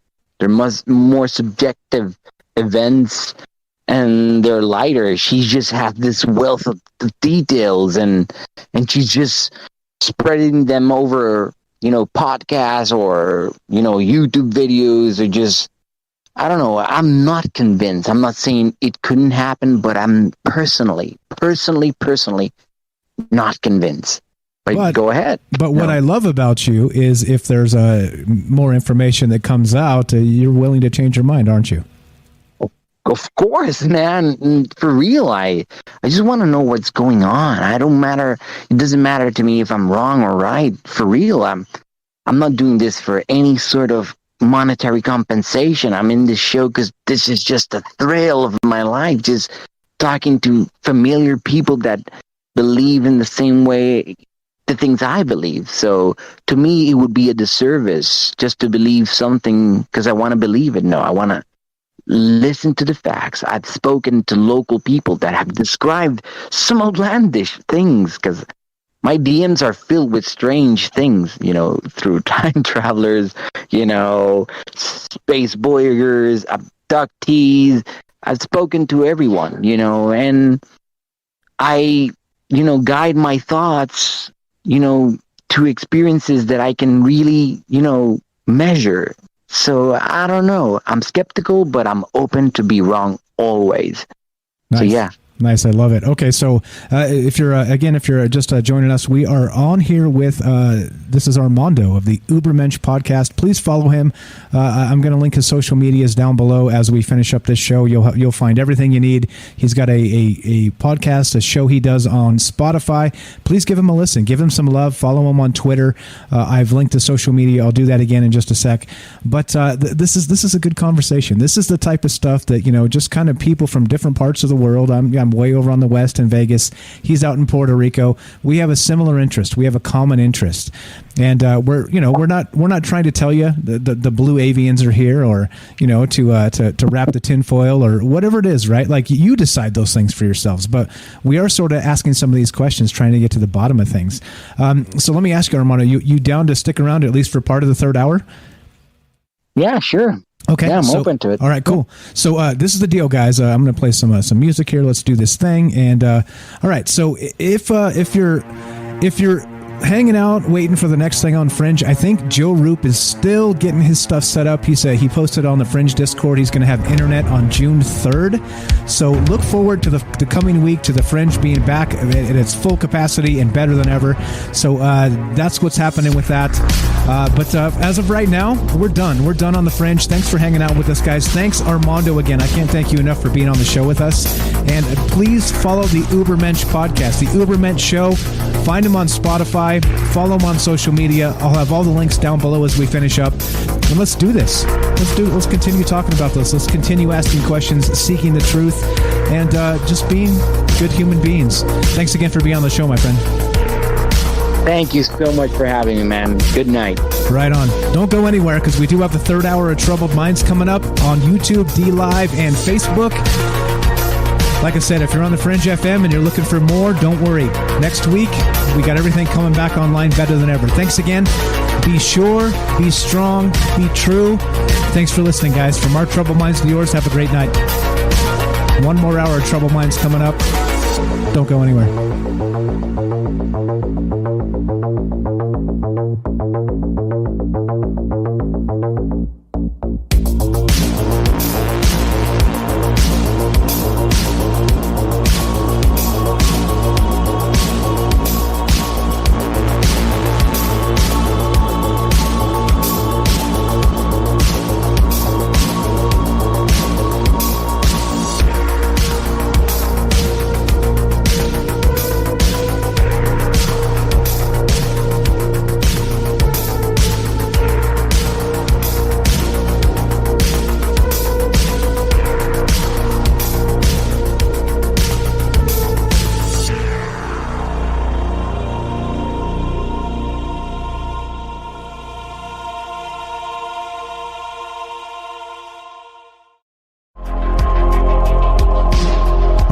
Welcome back to Troubled Minds Radio. I'm your host, Michael Strange. I'm here with Armando from the Übermensch podcast, and we're hanging out, guys. It's third hour now.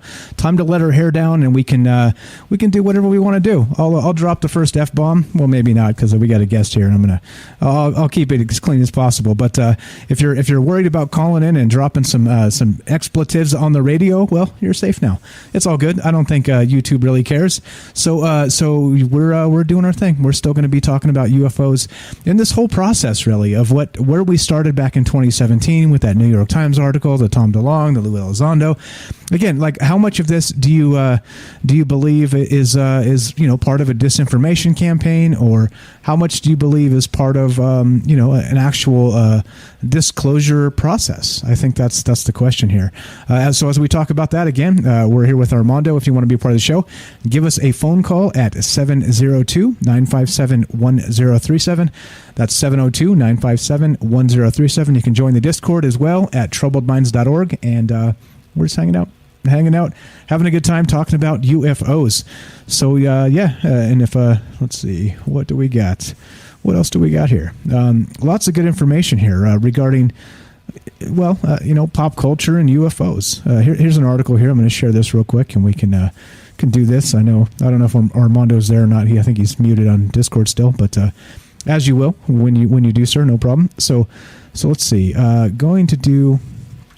Let's link this. Now this is from this is NBCnews.com, and this is very much how this kind of plays out, right? It's just weird seeing I don't know, Joe Biden on the top of a UFO article. How about that?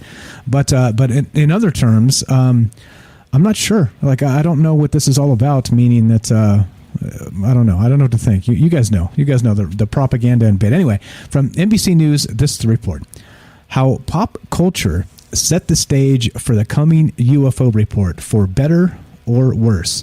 UFOs were fodder for Hollywood long before they headed to the Senate. All right. Well, do you think this is the case? Yeah. Well, let's read just a little bit of this. And as we continue, again, phone number's up, 702-957-1037. Looking to hear from you guys. If you want to jump in on Discord, you're definitely welcome. Let's see. The U.S. government is finally starting to publicly acknowledge UFOs. The creator of the X-Files has been waiting for this moment for decades. Ha joke. What's up, Armando? Welcome back, man. Thank you. No problem. We're just kind of going through this article real fast. So let me catch you up. This is from NBCnews.com, and the headline is this: how pop culture set the stage for the coming UFO report, for better or worse. And it says UFOs were fodder for Hollywood long before they headed to the Senate, which, of course, like we're talking about, the ridicule and the rest of this, like Matt said when he called in 15 years ago, they used to bully him and laugh at him. And now, well, the UFOs are mainstream. Weird, right? Weird. Yeah, this is coincidental, right? Yeah, and on the top of this article, they've got Joe Biden, and I have a really hard time hearing UFOs and then seeing a picture of Joe Biden in the same article. Anyway, he's not going to say anything. No, he's not going to say anything. Did you see the statements they made recently? Actually, that he's I did, and he's not going to do anything. He's just, remember, they're just playing with words and trying to avoid, acknowledging that. So they're just brushing it to the side. And it's just falling in the lap of people that cannot deny it. So he's just going to brush it off and let it land in someone that has to comment on it, and give us something super elaborate on it. I don't think he's going to say anything unless he's pushed on to say something. That's my opinion on it. Yeah, and unless he's told to, right? Yeah, a couple shout outs. Yeah, here. Of course, and that's a great possibility. Which is a shame, because he's the president of the United States, for crying out loud. I mean, you shouldn't have to wait for somebody to tell him to say anything. I mean, Anyway, I digress. Kelly, what's up? Kelly says there was a TV broadcast that interrupted a British channel, and they said they were a federation of planets. It took over the whole airwaves, and that happened decades ago. Yeah, we talked about that, actually. That was what's the name of that? I can't remember the name of that. That was the one that it was a guy with wearing a mask, and it was just some strange guy just dancing over the broadcast. No, that's different. No, wait. This is the radio one that they just hijacked the radio waves, right? And they just spoke about being, a federation of planets and saying all those weird stuff, right? Yeah, it was. So there was two. The one you first referenced is Max Headroom, and that was in the late '80s, I believe, where they hijacked the over-the-air television, just as a prank. But then this other one, I think, was I want to say 1976, if my memory serves me.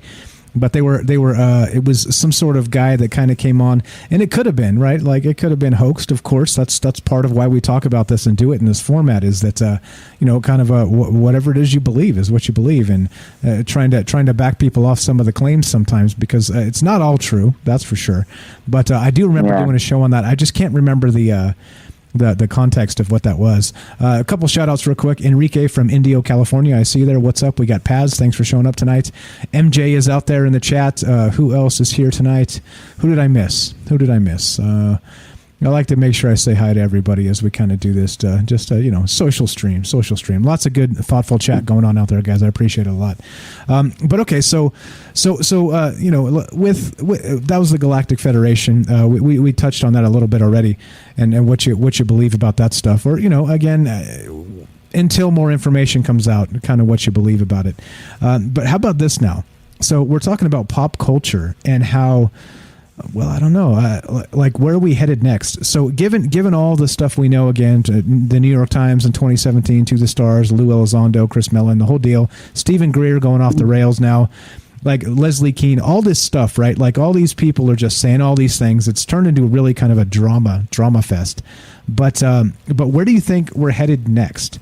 Do you think that this 6-month UFO report that's going to come out sometime in June is going to be something worthwhile, or do you think it's likely going to be mixed with propaganda and black marks on the report?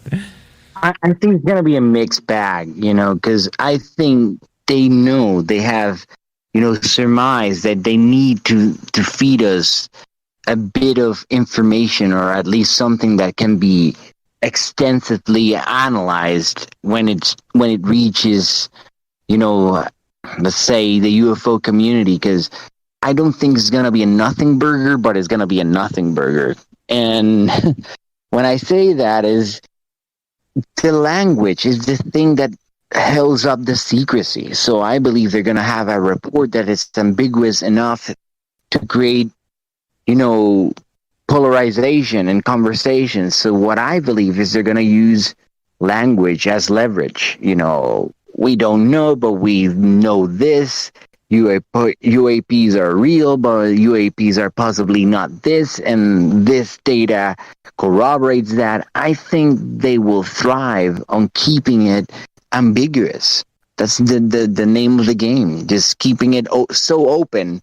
Remember, in a court of law, language is the king, any word that you use, any context that you use can be held against you. So these people are not just saying this, Susan Gaw is not just writing these responses lightly, this has oversight. People are watching the languages. That's why even Lou Elizondo carefully uses certain words, because they can repel against legal recourse. And we need to understand that, because we have these conspiracies on our minds, but the real world still exists and legal recourse is still there. I don't know. Yeah, that's my thoughts. Yeah, well, no, it's good.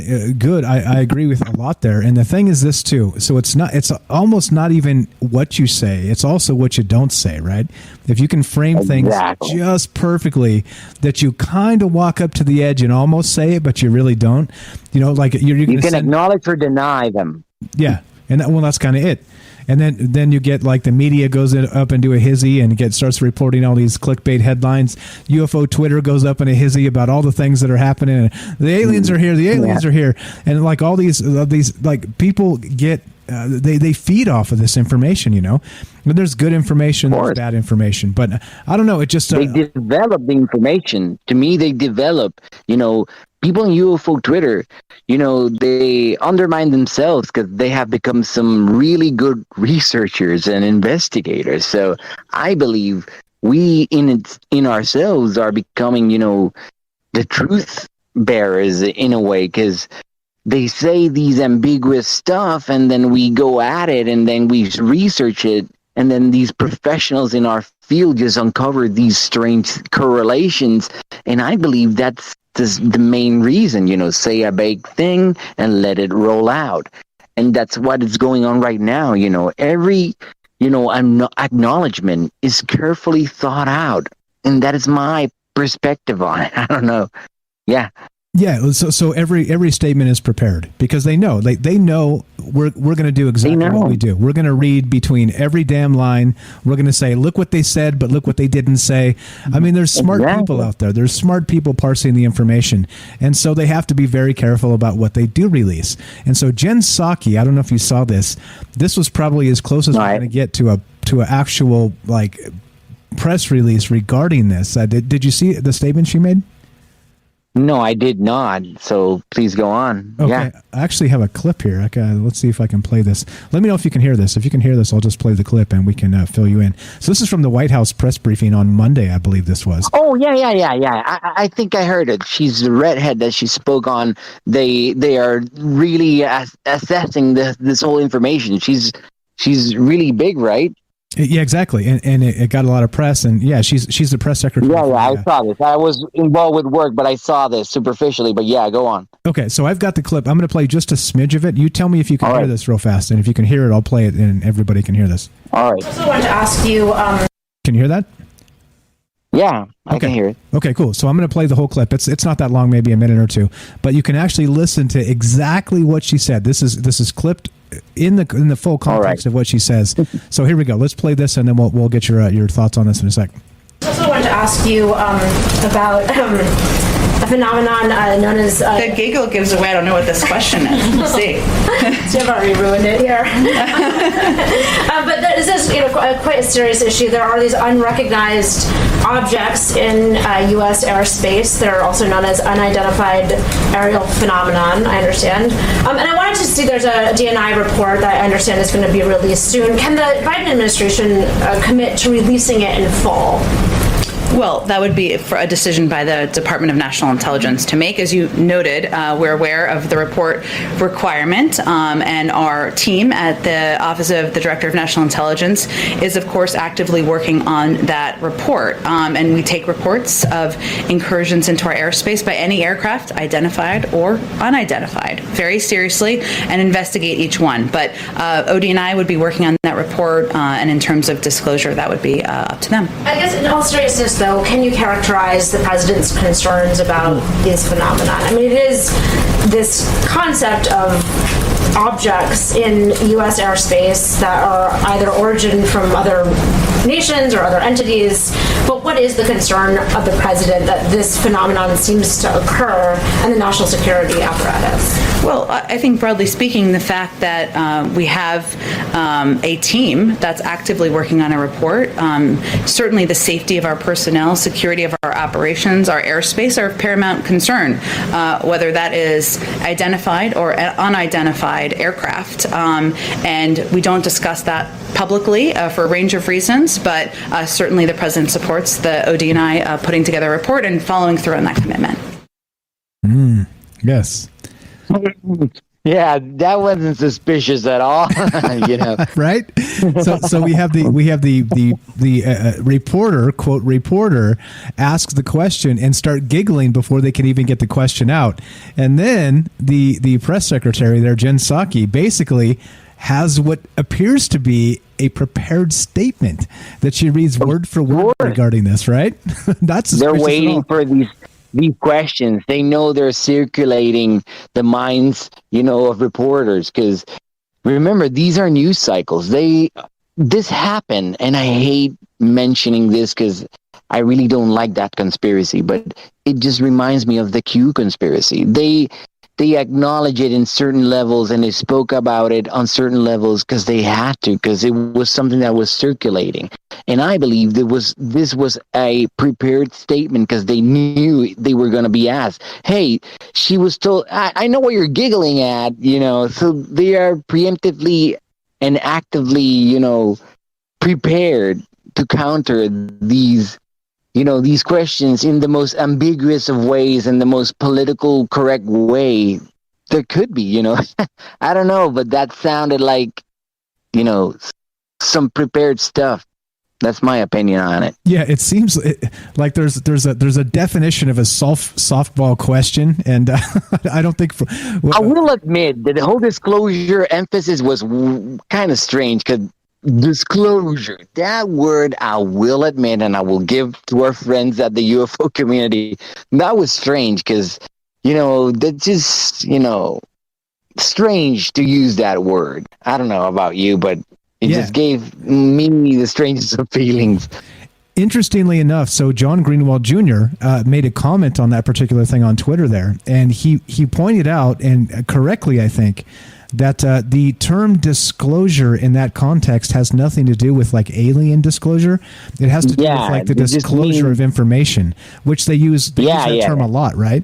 So I think, like, again, and this is what I'm saying. They wrote that in there intentionally, right? Like they could have said that another way. Of course they did. They want to make a thing. They want to make this content thing. They want to create a new cycle of, of arguments. Oh my God, they said disclosure. What would they mean? That this is exactly what happened, and so dangerously.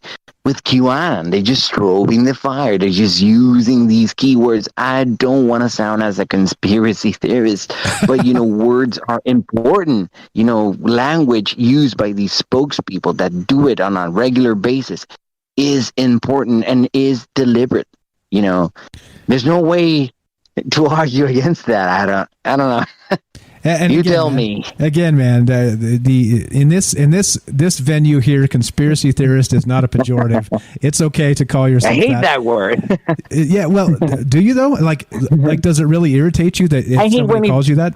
I hate it when we use it against each other, because that is one of my points that I make in my podcast, my latest podcast, because conspiracy theorist is a derogatory term, that it was coined against us. And when we use it, it seems to me like a sellout point, because we cannot call each other a conspiracy theorist because we were born from it. I understand that we have to weigh in on healthy conspiracies and conspiracies that really, inspire people of doing harm and doing dangerous things. But using it against each other, it just seems so, come on. Yeah, we were born from it. We could embrace that. That's how you create stigma, because you make us feel like we're doing things wrong, and quite frankly, it's just making us think harder and way complexer. I don't know. Exactly. Well, and so I embrace the term conspiracy theorist, and I even take it a step further, and let's clean it up. And I call myself a fringe analyst. So, but I mean, again, like I said, words kind of matter, and with the division media, it's the same thing. Like you notice, like left side, right side, all they do is point at each other and call each other conspiracy theorists. Like that's the entire narrative. And all they mean is that you don't buy their propaganda. That's all it means. So how is that a negative term? You know what I'm saying? It's like, okay.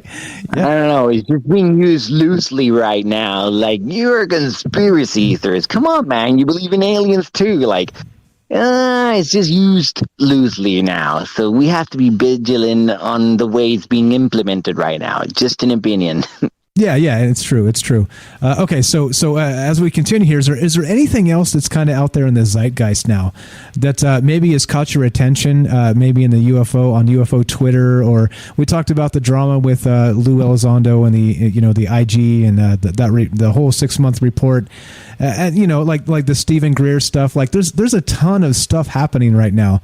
Is there anything out there that you think maybe possibly we missed, that maybe you could kind of stick in here that you want to maybe put in somebody's ear if they're out there listening right now? All right, with this, I want to be really careful, but I believe, and I have this, feeling that Bob Lazar is going to be reincarnated, man. He's being slowly but surely being brought into the conversation. Jeremy Corbell hasn't, expanded on it, aggressively, but George Knapp and Jeremy are bringing, Lazar into the whole thing. I have this hypothesis that he is the next step, talking about these alleged secret installations that, worked on these things. Because when we realize that the UAPs are real and that the government knows a bit more than they are telling us, the next logical conclusion will be to ask the same guy that is saying that the government doesn't know about the UFO subject, is that then why do you do this documentary about a guy from the 80s that allegedly worked on this secret installation? So I believe in 1 month, or at least in 2 months, he will be plastered everywhere. Take that to the bank. I don't know. You think so, huh? Think Bob Lazar is going to make a comeback? I don't think it's going to be Bob Lazar alone, but I think Jeremy is pushing it because he wants to open up the door and, focus the attention on ZAPs, on special access programs. So he's going to open the door. What I fear is that, Bob Lazar is an ambiguous, subject and way open to scrutiny and inconsistencies. But I've been feeling this pulse of they wanting to reignite him, because again, we're talking about this allegedly operation of them studying UFOs secretly and covertly, and then Lou resigning. But we have to understand that this has possibly been going on for several years, right? So Bob Lazar is the only one that publicly has said, hey, I worked here, and they have erased my history. What is the latest subject going on right now on UFO Twitter? That Lou has been, subjected to being erased. His emails. They're following the same line. Maybe it is me. Maybe not. Who knows? Patience, right? Yeah, let's wait for more information. And again, I think that's if you're not sure when something clunks out into a news cycle, I think that's probably the best thing is like, let's wait, let's see. Sometimes they and this is part of the journalistic crap that just goes on, is that they will put something out for the clickbait value, right? Milk it for all the ad money, and then 2 days later print a retraction or a disclaimer at the bottom of the damn page. But it's too late because it's already out there in the news cycle, and nobody scrolls to the bottom to read the retraction or the disclaimer. And so it's like, again, like I always say, if you don't think the media is lying to us, you live in a completely different universe than I do, because it's an unbelievable amount of stuff that they intentionally try and hide from us. It's crazy. It's crazy. I got a couple great comments in chat. I want to read these to you, and then let's see if you comment on these. Then we got a phone call coming in as well. Tamron says, "We're not conspiracy theorists. We're conspiracy realists." There you go. I like that a lot. You're great. One. Yeah, that's a good one. That is a good one. What's up, Tam? Thanks for showing up. We've got Kayla. I see you there. You're late, but it's okay. You're good. What's up, Sherry? Sherry says August. Is there something special about August? We'll take your call in a second, Paul. MJ on YouTube says this. In the long run, they're trying to control the UFO info to the public. Yeah, they are. They're mitigating how we receive that information, and I feel it's real because, again, this is a paradigm-shifting subject. You cannot just say, yeah, UFOs are real. That's so ambiguous, Unidentified flying objects, is already ambiguous. So they acknowledging something that is ambiguous, it's not saying a whole lot. They're just working around, what language represents and what it just sends and seeds people, come on, man. Language is important. The way they just say things is important. Exactly right. Exactly. Which is, again, why we do this, why we have long shows, why we read the chat, why we have open lines. It's all, and this is the thing, right? So there's so many people that do the, like I always say, try calling into the Don Lemon show or the Sean Hannity show when they're in the middle of their show. They won't let you because they have to breathlessly propagandize for the entire hour. They're not going to let you. Yeah. They won't let you, but check it out. This show, we're not about the answers. We're about the questions, so we'll let you. You want to derail us and talk about some weird stuff? No problem. Speaking about that, let's go to Paul. Paul in New Hampshire. What's up, my friend? You're on Troubled Minds with Mike and Armando. How are you? Hey, guys. How you doing, fellow conspiracy theorists? Good. Go right ahead, sir. Hey, I know I called in, but this is fine. I've been listening to you all night. I got to say, you guys are doing a great job tonight. Love the show tonight. Bringing up so many great valid points. And let's get to this point. I think what I think Armando brought up is, the fact about where you have certain people now that are out there getting, I guess, what would be the word I'm looking for, credit for being, the top people in ufology now, which, I hate to say this, but in my opinion, I disagree.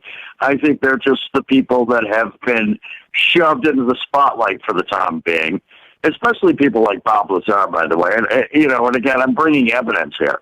Bob Lazar's been around forever. He's been around since, what was it, the 90s when he came out. And then he was hardcore debunked by Stan Friedman. And then you have Jeremy Corbell come out. And, the day Friedman dies, pretty much, if you look at the timelines of how this happened. Here comes Bob Lazar all on this big show that Corbell does.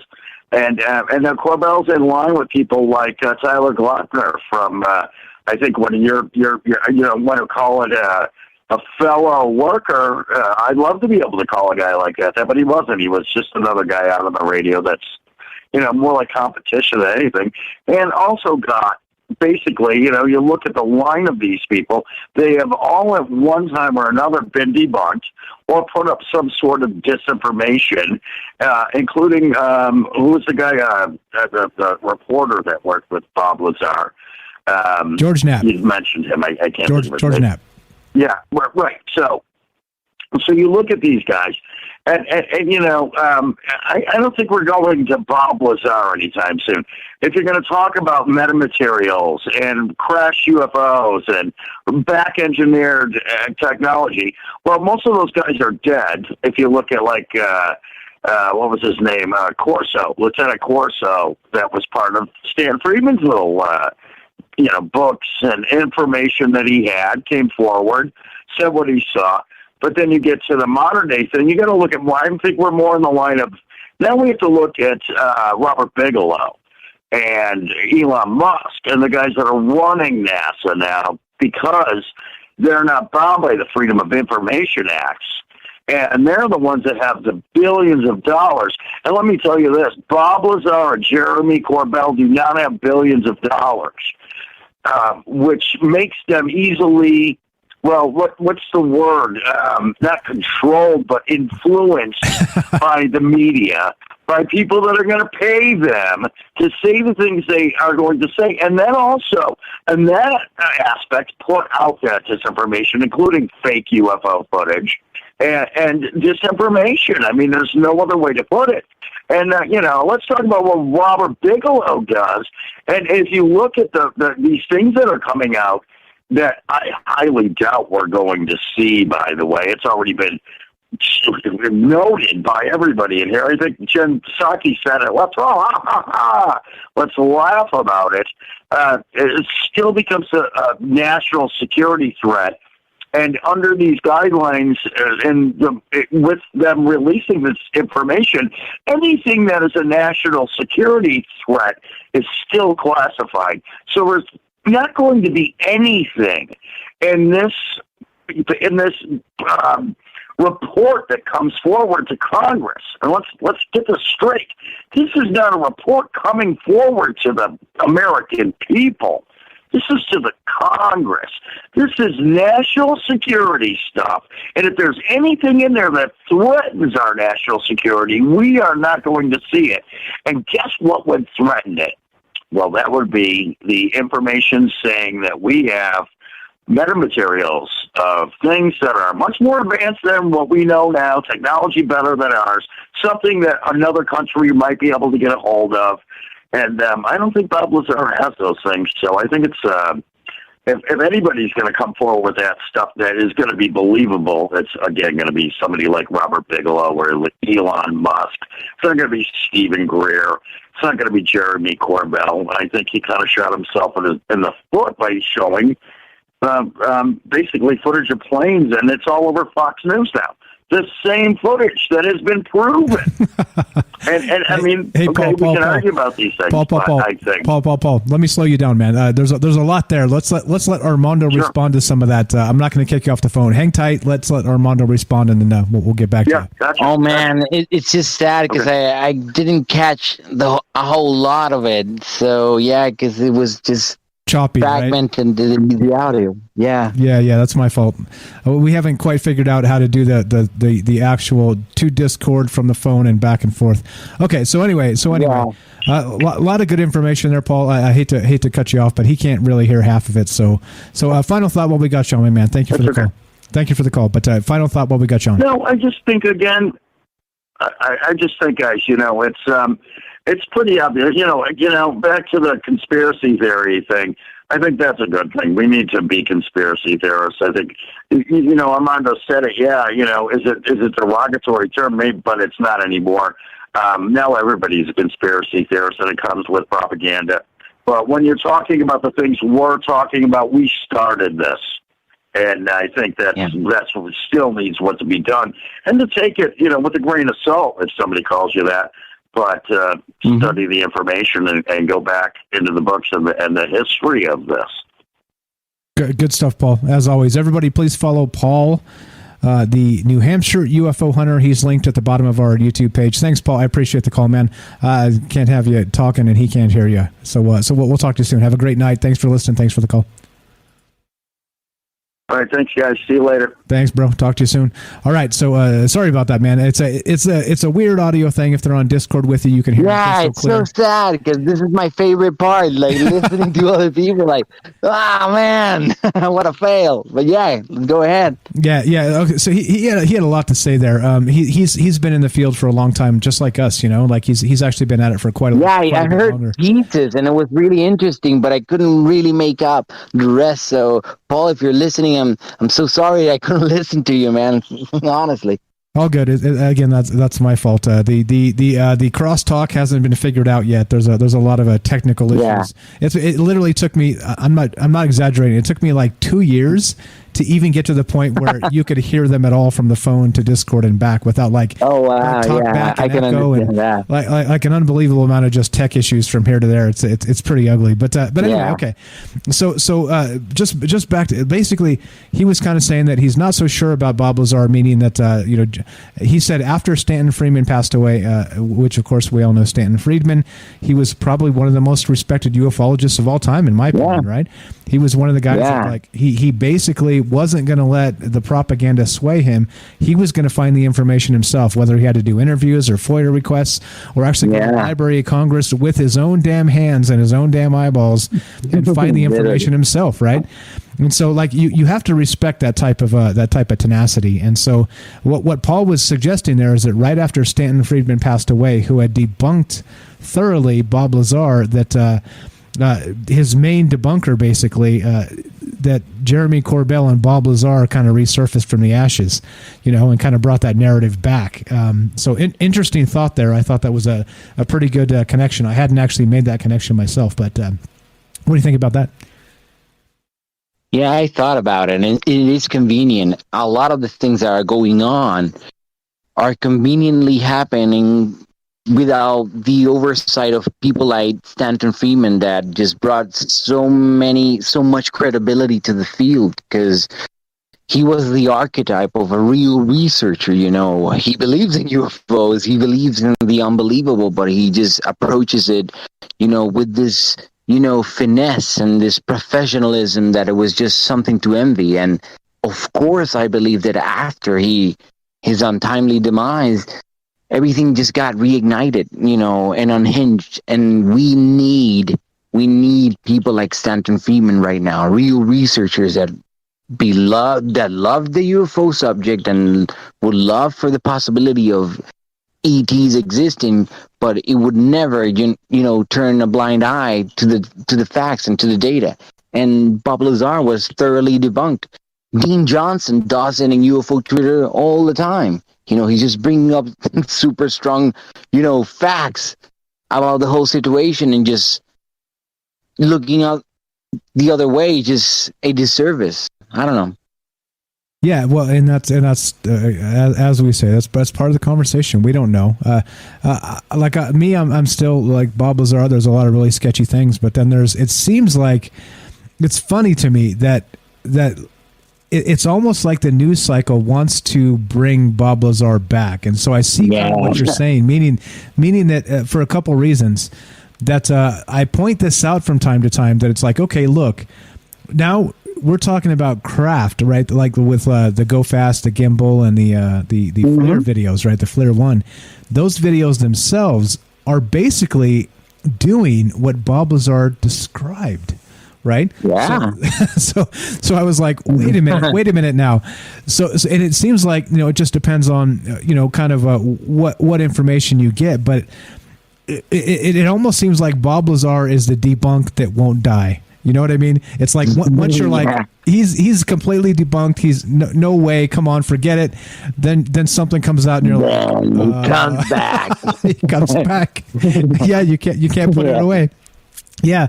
Yeah, man. Yeah, and I've pointed that out quite often. It's like, wait a minute, this kind of sounds familiar to what Bob Lazar was talking about. I'll be honest, man. When I saw the Joe Rogan thing, I tend to believe Lazar because he's so believable. But then you really research the inconsistencies, the education, the claims of being erased from every source, not remembering not a single professor, things that you would still remember because I went to college, so I remember my college professors, and I'm a 30-year-old man, so I would remember. So there's things that just are so inconsistent, but then he just speaks about these things that are just coming out of the woodwork. Like, dude, do you know something? Like, again, emphasize, Lou is allegedly going through the same thing. He's being, in some ways, erased. And Bob Lazar claimed he was being erased. So where do I stand on it? I don't know, man, because he also said a few things that just were right, too ahead of his time, discussing elements, discussing the way they operate, the delta configurations, My question is, who is lying? Yeah, exactly. Who's that's lying? My simple question. Who's lying? And I think that's really what this is all about.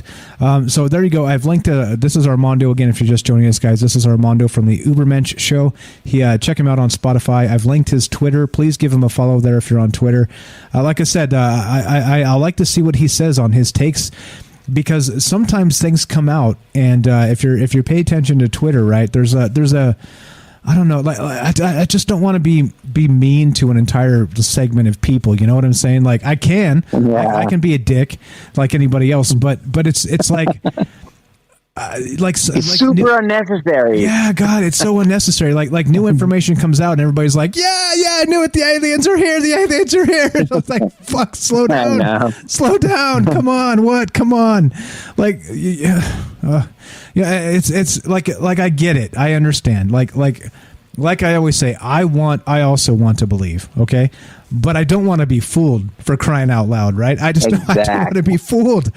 So if I have to make part of that belief hook, line, and sinker fooled, I'm not interested. Then I don't want to believe. You know what I mean? We don't want to believe that. Yeah. It's got to be for the right. It's got to be for the right reasons. MJ, I know what you're saying. Look. I'm talking about the political narrative of this and the way that some people jump to conclusions and the way that the media is dishonest. Like, there's a larger conversation here to be had. That's all. I'm not saying aliens aren't here. I'm not saying aliens don't exist. That's not my shtick. You guys know me. I'm not trying to crap on any of that. I'm just trying to say that when people are so quick to follow a news cycle and believe hook, line, and sinker what the hell's going on, I think it's dangerous. I think it's a dangerous thing to follow. And so, and I like what Armando has said here is that he's preaching patience. Like, wait, guys, hold on. Let's take a look at this and wait for more information. Because, and you're right. And not only that, I didn't even think of this, and you're completely right, Armando. Check this out. Bob Lazar was canceled, right? He was actually unpersoned, is what the term was way back when. He said that they've removed his educational record. They literally tried to discredit him in every way possible. And so, now interestingly, we're in the same boat, sort of, with Lou Elizondo. The Pentagon is supposedly trying to discredit Lou, kind of in the same breath, right? Yeah. So either history is repeating itself or they operate the same way, So we have to stay really vigilant, and we should hope that Lou has kept the evidence of his background, at hand, because if they are able to do that, this is a dangerous area for Lou. So hopefully he could defend against it, and have in his possession, this information, because, it's all fun and games for us sharing from outside, but I would be scared to death if, I was being, threatened to be erased, social security number, passport, license. How can you even travel or buy property? That's another plot hole I have with Bob Lazar, because I don't want to go back into that road, but this is the guy who was allegedly erased and has no prior background, but he has a company under his name. He can fly out everywhere. You know, there's certain inconsistencies that don't go with the, you know, how the real world works. So let's stay focused. Let's stay in the game. That's my suggestion. Exactly, and don't fall for it. And you guys misunderstand, right? Like, you know, I want to believe. All right, all of you know, it's part of the speculation. This is part of why we do this show. But I don't want to be fooled. I just don't want to fall into the trap of this news cycle garbage, where because everybody's freaking out and gaslighting you to believe the things that are true that may not be true. I don't want to be that guy, right? And so, fine. If I'm the last dude kicking and screaming when the alien invasion is happening, fine. You can call me out and call me a fool. So be it. So be it. Exactly. So be it. But until then, right, I want to take these steps carefully, and I want to make sure that we're thinking about them. And, you know, and like I said, the entire thing could be completely decoupled, meaning that let's say there's an alien presence there and it's all good and fine and well. But then also, on the other hand, that the propaganda we get has nothing to do with that entire thing at all. So they could literally be completely opposites. And so that's what I'm saying here, is that we have to just be careful about the information we're given. Kelly, is it possible you can jump on Discord and just jump in the caller queue? Otherwise, Armando can't hear you. We got a call here, but basically, if you're on the phone, he's not going to be able to hear you so well. So if you can, please just pull up Discord and then click on the caller queue, and we'll put you in that way if you would be so kind. I just don't want to have you talking and have him not be able to hear you. But okay, so please do that if you can. Type in the chat if you copy that. I just don't want to again cut our guest out here. There we go. Sweet. So he did. Awesome. All right, so he's going to jump on the caller queue. We'll get him there. Thank you. All right, so we got one more call. We'll take this, and got a few minutes left here. But is there anything you want to? Again, I know I've asked you this once or twice already, but anything else you kind of want to toss out there into the folks that will hear this? You know, that we got not just a lot of people listening live, but people that listen to the archives as well. Is there anything you want to maybe before we get down to the nitty gritty end of this? Is there anything else you might want to toss out that you think that people maybe should hear? Some thoughts maybe you've had regarding this whole disclosure process, or well, you kind of gave us your take a little bit on Bob Lazar, but anything maybe going forward, like what do we expect? And I don't know, just kind of give you a little bit of open space here to do something, to do whatever you do, man. Yeah. My thoughts on this is we cannot exclude the UFO disclosure process from reality and from the real world. You know, we can inform ourselves rather precisely when we think about how the real world works and how bureaucracy, policies, politics work.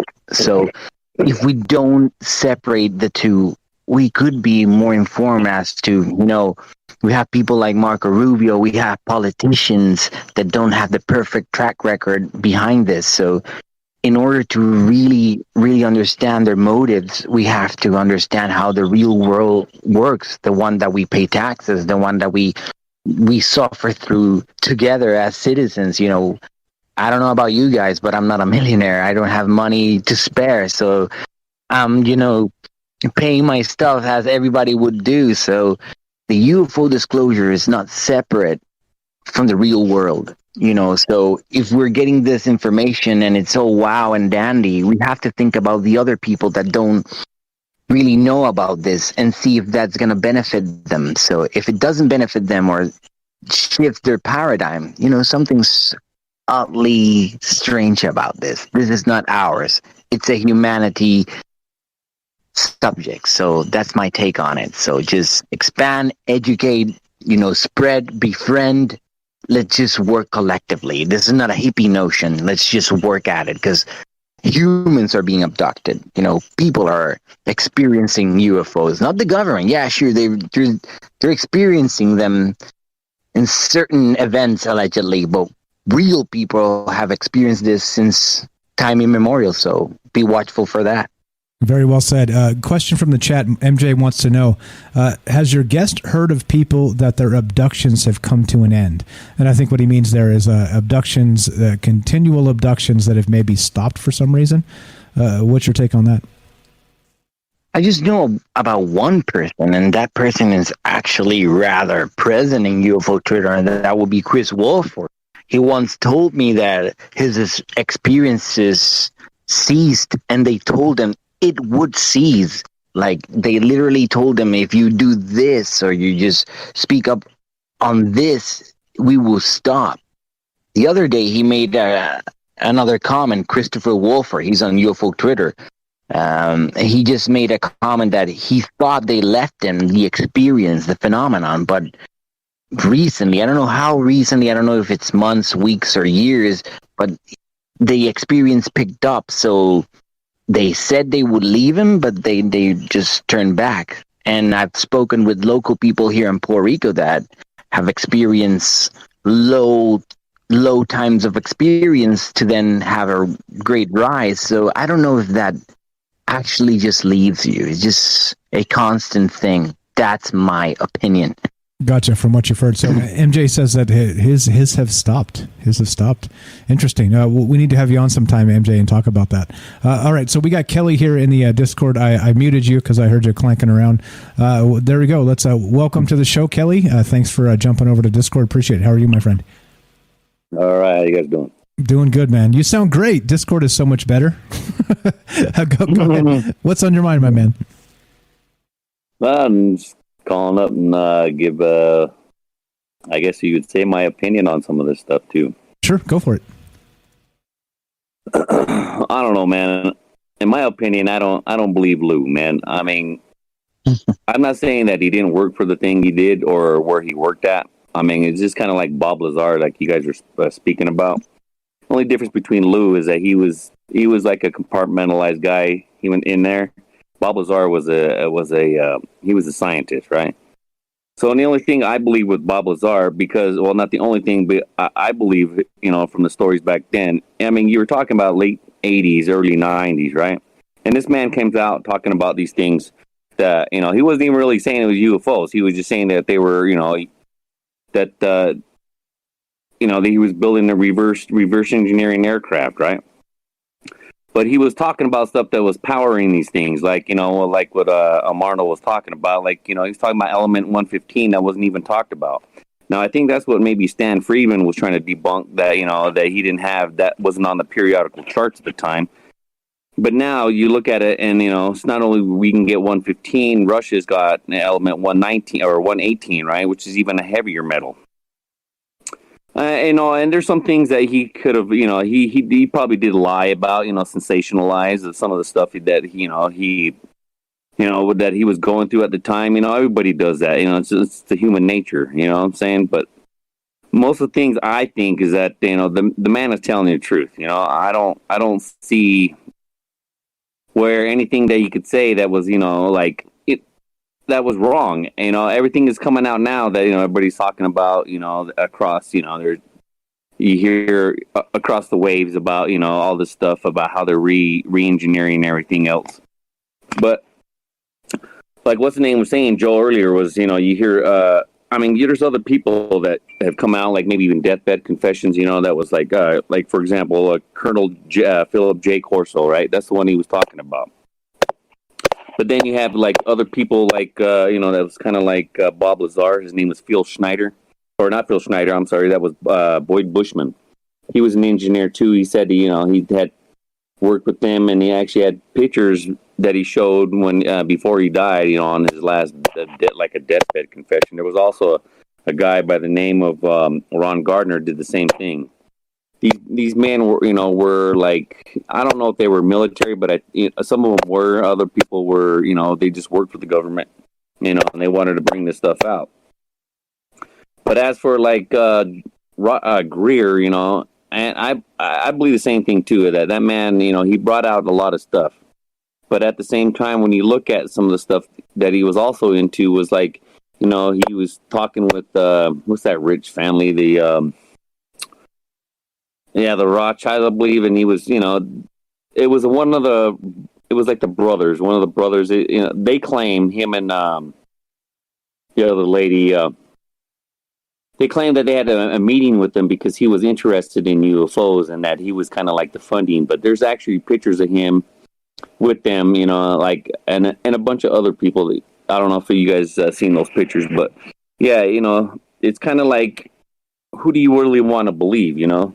Some people are, you know, trying to fight the good fight, but then, you know, they get compromised. And it seems like that Dr. Greer, you know, he did get compromised. There was somewhere, you know, like you guys are talking about the $5,000 thing. You want to go see a UFO or something. And it is right, like you're saying, Armando, people can, you know, they have the ability to do that. And, you know, it is a spiritual thing. But there was a man that, I'll give you an example. There was a man that me and my wife, I think I talked about this one time on the show, but me and my wife, there was a man, his name Robert Bingham. He was from L.A. He would invite people to go to Montgomery Park over in Los Angeles, and he said that he could summon UFOs. He didn't charge anybody, especially $5,000. That was ridiculous, but he just wanted people to come in, you know, any kind of debunkers or anybody or like naysayers or just people that just want to be interested. And we went there, and I shit you not, man, I swear on everything that we did. This guy called in some shit that, like, I don't know what it was, and because they had cameras, you know, he had a crew too, and you know the guy that had it was like it was so big, the camera was so big, you know, it looked like you know that they would do shows with. But he zeroed in. like the riding lawnmower, like you're sitting on the camera. That's so big. Yeah, it was huge, you know. So, but he could zero in on this thing, and man, it was nothing that I've seen, and you know, I'm military, so I've seen all kinds of aircraft. So this thing was like, it was silver. You know, it was the same shape. You know, it was like, you know, I don't know, like you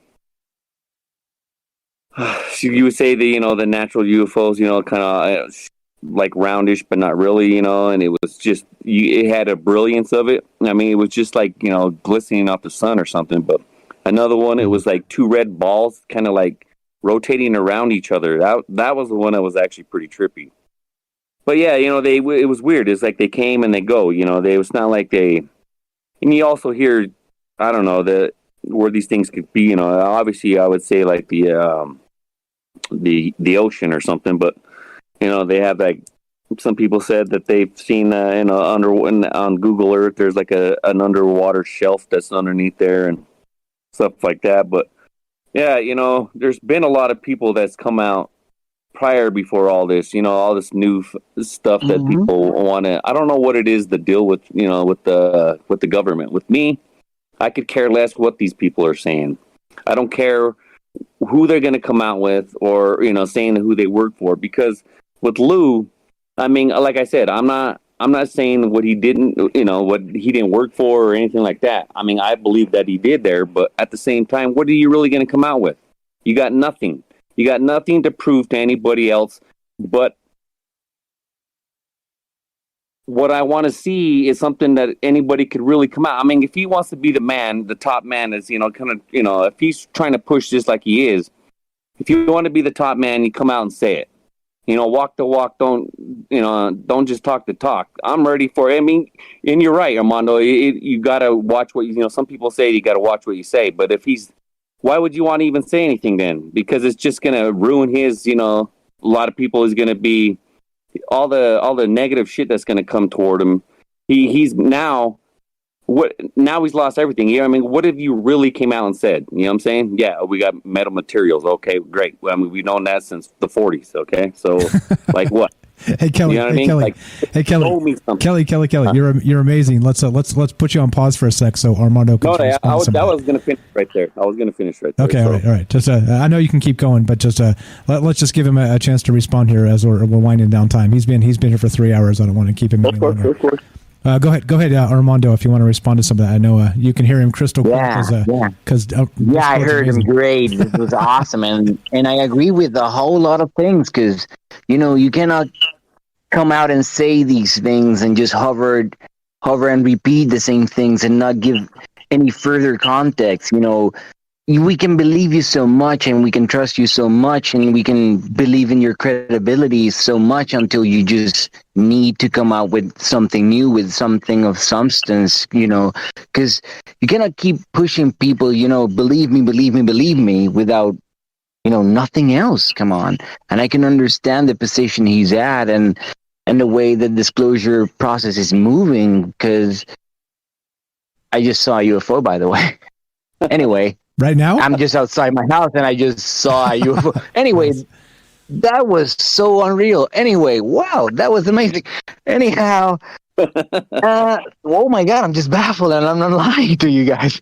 Anyways, you have to be careful with the information just putting out there. You have a responsibility. If you're calling yourself someone that resigned, in rebellion, and you have to be ready to put your money where your mouth is. And I believe Lou is doing it because, again, I don't feel the guy is an unprofessional person, but we need more because you can do this whole thing to, spread this, idea to acclimate, the populace. But all right, you acclimated them. So what's next? You have to give some substance. And I believe we're stuck on that. We have repeated, yes, the guy that worked at ATIP, yes, the one that resigned in protest, yes, he wants to get to the bottom of things, yes, he said we have more videos and data. Yeah, where are they? Where are they? And is that data, easily accessible for us to understand? Because, yeah, they can release a mathematical equation. Could any of us, surmise what it means? No. So it's just not releasing specialized data. It's, common folk data that is, easily to understand, So, yeah, this is complicated, and I'm completely with you, man. Hey, Armando, I was just gonna say, I know you live in Puerto Rico, and I was just kind of questioning. I'm pretty sure you have though, because there was a famous video from the I think it was either the police department helicopter or it was the army, but they captured a UFO flying over like the water. Yeah, the Aguadilla one. That is the most famous one, right? The one that divides and just turns invisible, right? Yeah, well, there was one actually. I think it even went into the water. They think because it's the same one. Yeah, it was. Yeah. I spoke with the person, the ufologist, the local ufologist, Jorge Martin, who gathered, that video because it was leaked to him, and that's something that I've pointed out several times over my Twitter that the people that analyzed this never mentioned this was, coming from a local ufologist that was given this information with background. They just say, no, someone from Homeland Security just leaked this. No, they leaked them to a local ufologist with context in regards to what they saw. Like, they went up in the air, they started recording routinely, and they engaged the thing, and they gave extra content and context on it. And the reports, I don't know who, it was Homeland Security and a private entity that made a super thorough report on it. But they dismissed a lot of the testimony and a lot of the headway the local ufologist Jorge Martin did. And I'm going to be honest, I believe it's a real UFO because that area is a hotspot. Like, literally, just yesterday, another video was released. I don't know the provenance of that, but I've spoken with a lot of fishermen of that area that have seen UFOs from that area, USOs, unidentified submersible objects, I suppose. They have seen a lot of it, so I wouldn't discard that one. That's my opinion on it. That was one of the best ones I've seen. So, like, yeah, I compare that it's one. The only one that shows the 5 observables, like, literally. Well, yeah, the thing about it is with this one, the reason why I like that one better than any of the military ones they're coming out with, in that one, yes, they were using FLIR, and then they switched. They keep switching in different modes, right? And that one could actually tell you that thing is real. It had no surfaces. That shit was round. That thing was flying at a certain speed. I mean, that one was actually, and our military, coming out with this black and white gray, looks like a video game to me. I've seen better video game shit than that. Yeah. I surmise they just, what they're doing with the Aguadilla footage is just denying it because it really shows the 5 observables. You can talk about the 5 observables, and that is one thing, but seeing them and just really contemplating what the 5 observables can do, that can really harness fear in people. Because you can see, the gimbal and the flare, and they say it is X thing, but it doesn't show X qualities. But you see the Aguadilla footage, they show those qualities. They become, invisible. They teleport themselves to one point to another. They have instantaneous acceleration. So it's curious enough that is the only one that has a thorough investigation. These are just normal questions to ask. Why isn't the gimbal or flare, other than Midwest Analysis and several others, don't have the same one that the Aguadilla does? That's a question in itself. I don't know. Yeah, that is a good question too. Hey, Kelly and guys, we got to wrap this up. We've been at this for 3 hours. I want to be respectful of Armando's time here.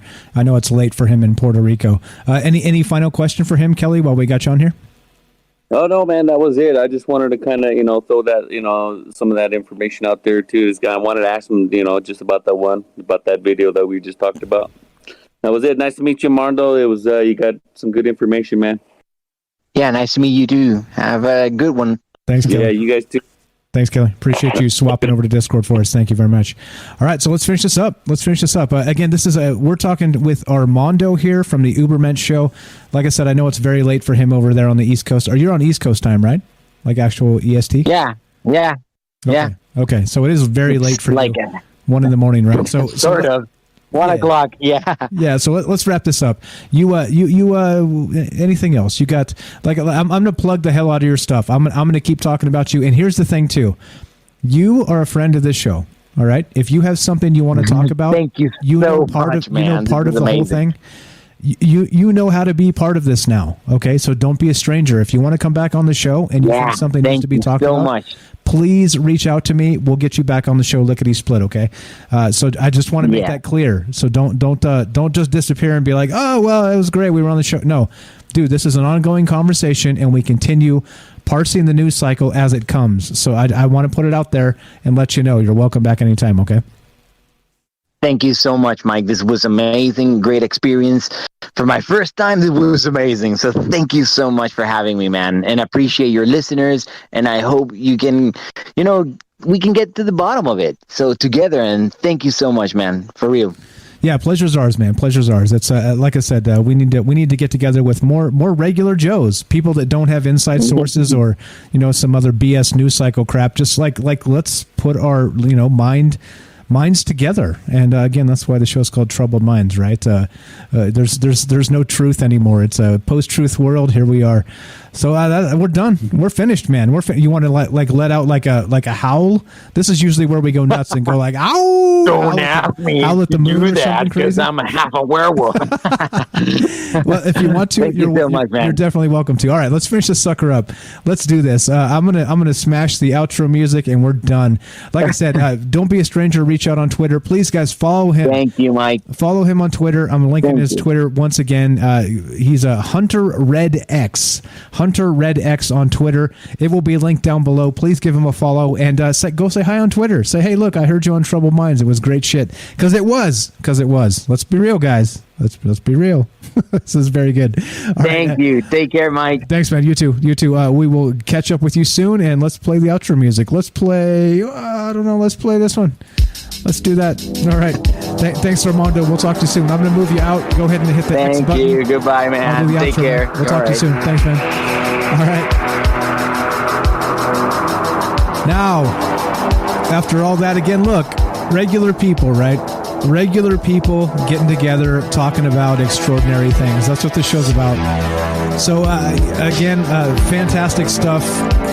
I don't know. Like, has it changed anything for you? I think he had a very fantastic takes on all kinds of things. But these are the conversations that needs to happen among all of us, in my opinion. That's why I started a damn radio show, for crying out loud. Thanks, guys, for hanging out. I've got some news coming tomorrow. If some actual news about this show regarding some changes afoot. So if you want to hear what's up, I'll drop the teaser. Come say hi to us on Conspiracy News tomorrow at 3 p.m. Pacific on Twitch. And what's up, Jay? You got 30 seconds, my brother. Jay from New York. You're on Troubled Minds. The witness of time, the light of truth, and the life of memory. Thanks for the quote, my friend. That's Jay from New York. All right, so got an announcement tomorrow to make at Conspiracy News, 3 p.m. Pacific. Catch us on Twitch. And some changes for the show. There's some changes. We're going to change some things. So I appreciate it. If you guys want to support the show, you know what to do. Spread the word. Word of mouth is still legit and valid. If you want to help us out, there's a couple ways you can actually sub up on Twitch. If you have Amazon Prime, you can do it for free. It doesn't cost you anything, but it sends me $2.49 a month to continue paying the bills and doing the things and growing this show. So, also, we have a Patreon. Did I mention? I'll link it right now. Anyway, you guys know where to find this stuff. It'll all be linked down below if you want to help support the show. That's how you do it. Thanks, Sherry, for being here. Thanks, guys. Sherry says Greer looks like a hybrid. I kind of agree. All right, let's see. Where's the thing? Let's find the thing. I'm going to link the Patreon and the thing because, well, why the hell not? Patreon. Here it is. Linking it in the chat. There it is. We have a bonus show coming up on Saturday, by the way. If you're not part of the Patreon subscribers or subbed up on Twitch, well, you might have to miss it. Anyway, if you want to support us, there you go. There's the way to do it. And stay tuned tomorrow, 3 p.m. Pacific, Twitch, Conspiracy News with Michael Strange. Thanks for hanging out, guys. Be sure, be strong, be true. And from our Troubled Minds to yours, thanks for listening, and have a great night.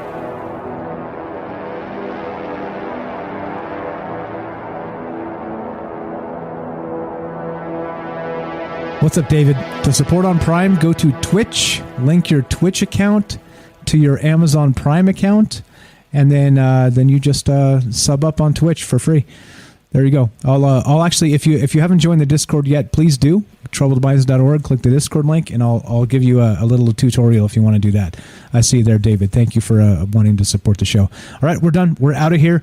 We are finished. We'll be back tomorrow again at 3 p.m. Pacific. Troubled Minds. It'll be Conspiracy News on Twitch at 3 p.m. We'll see you guys tomorrow. Thanks again for hanging out with us. I know it's a long show. Your stamina is amazing, folks.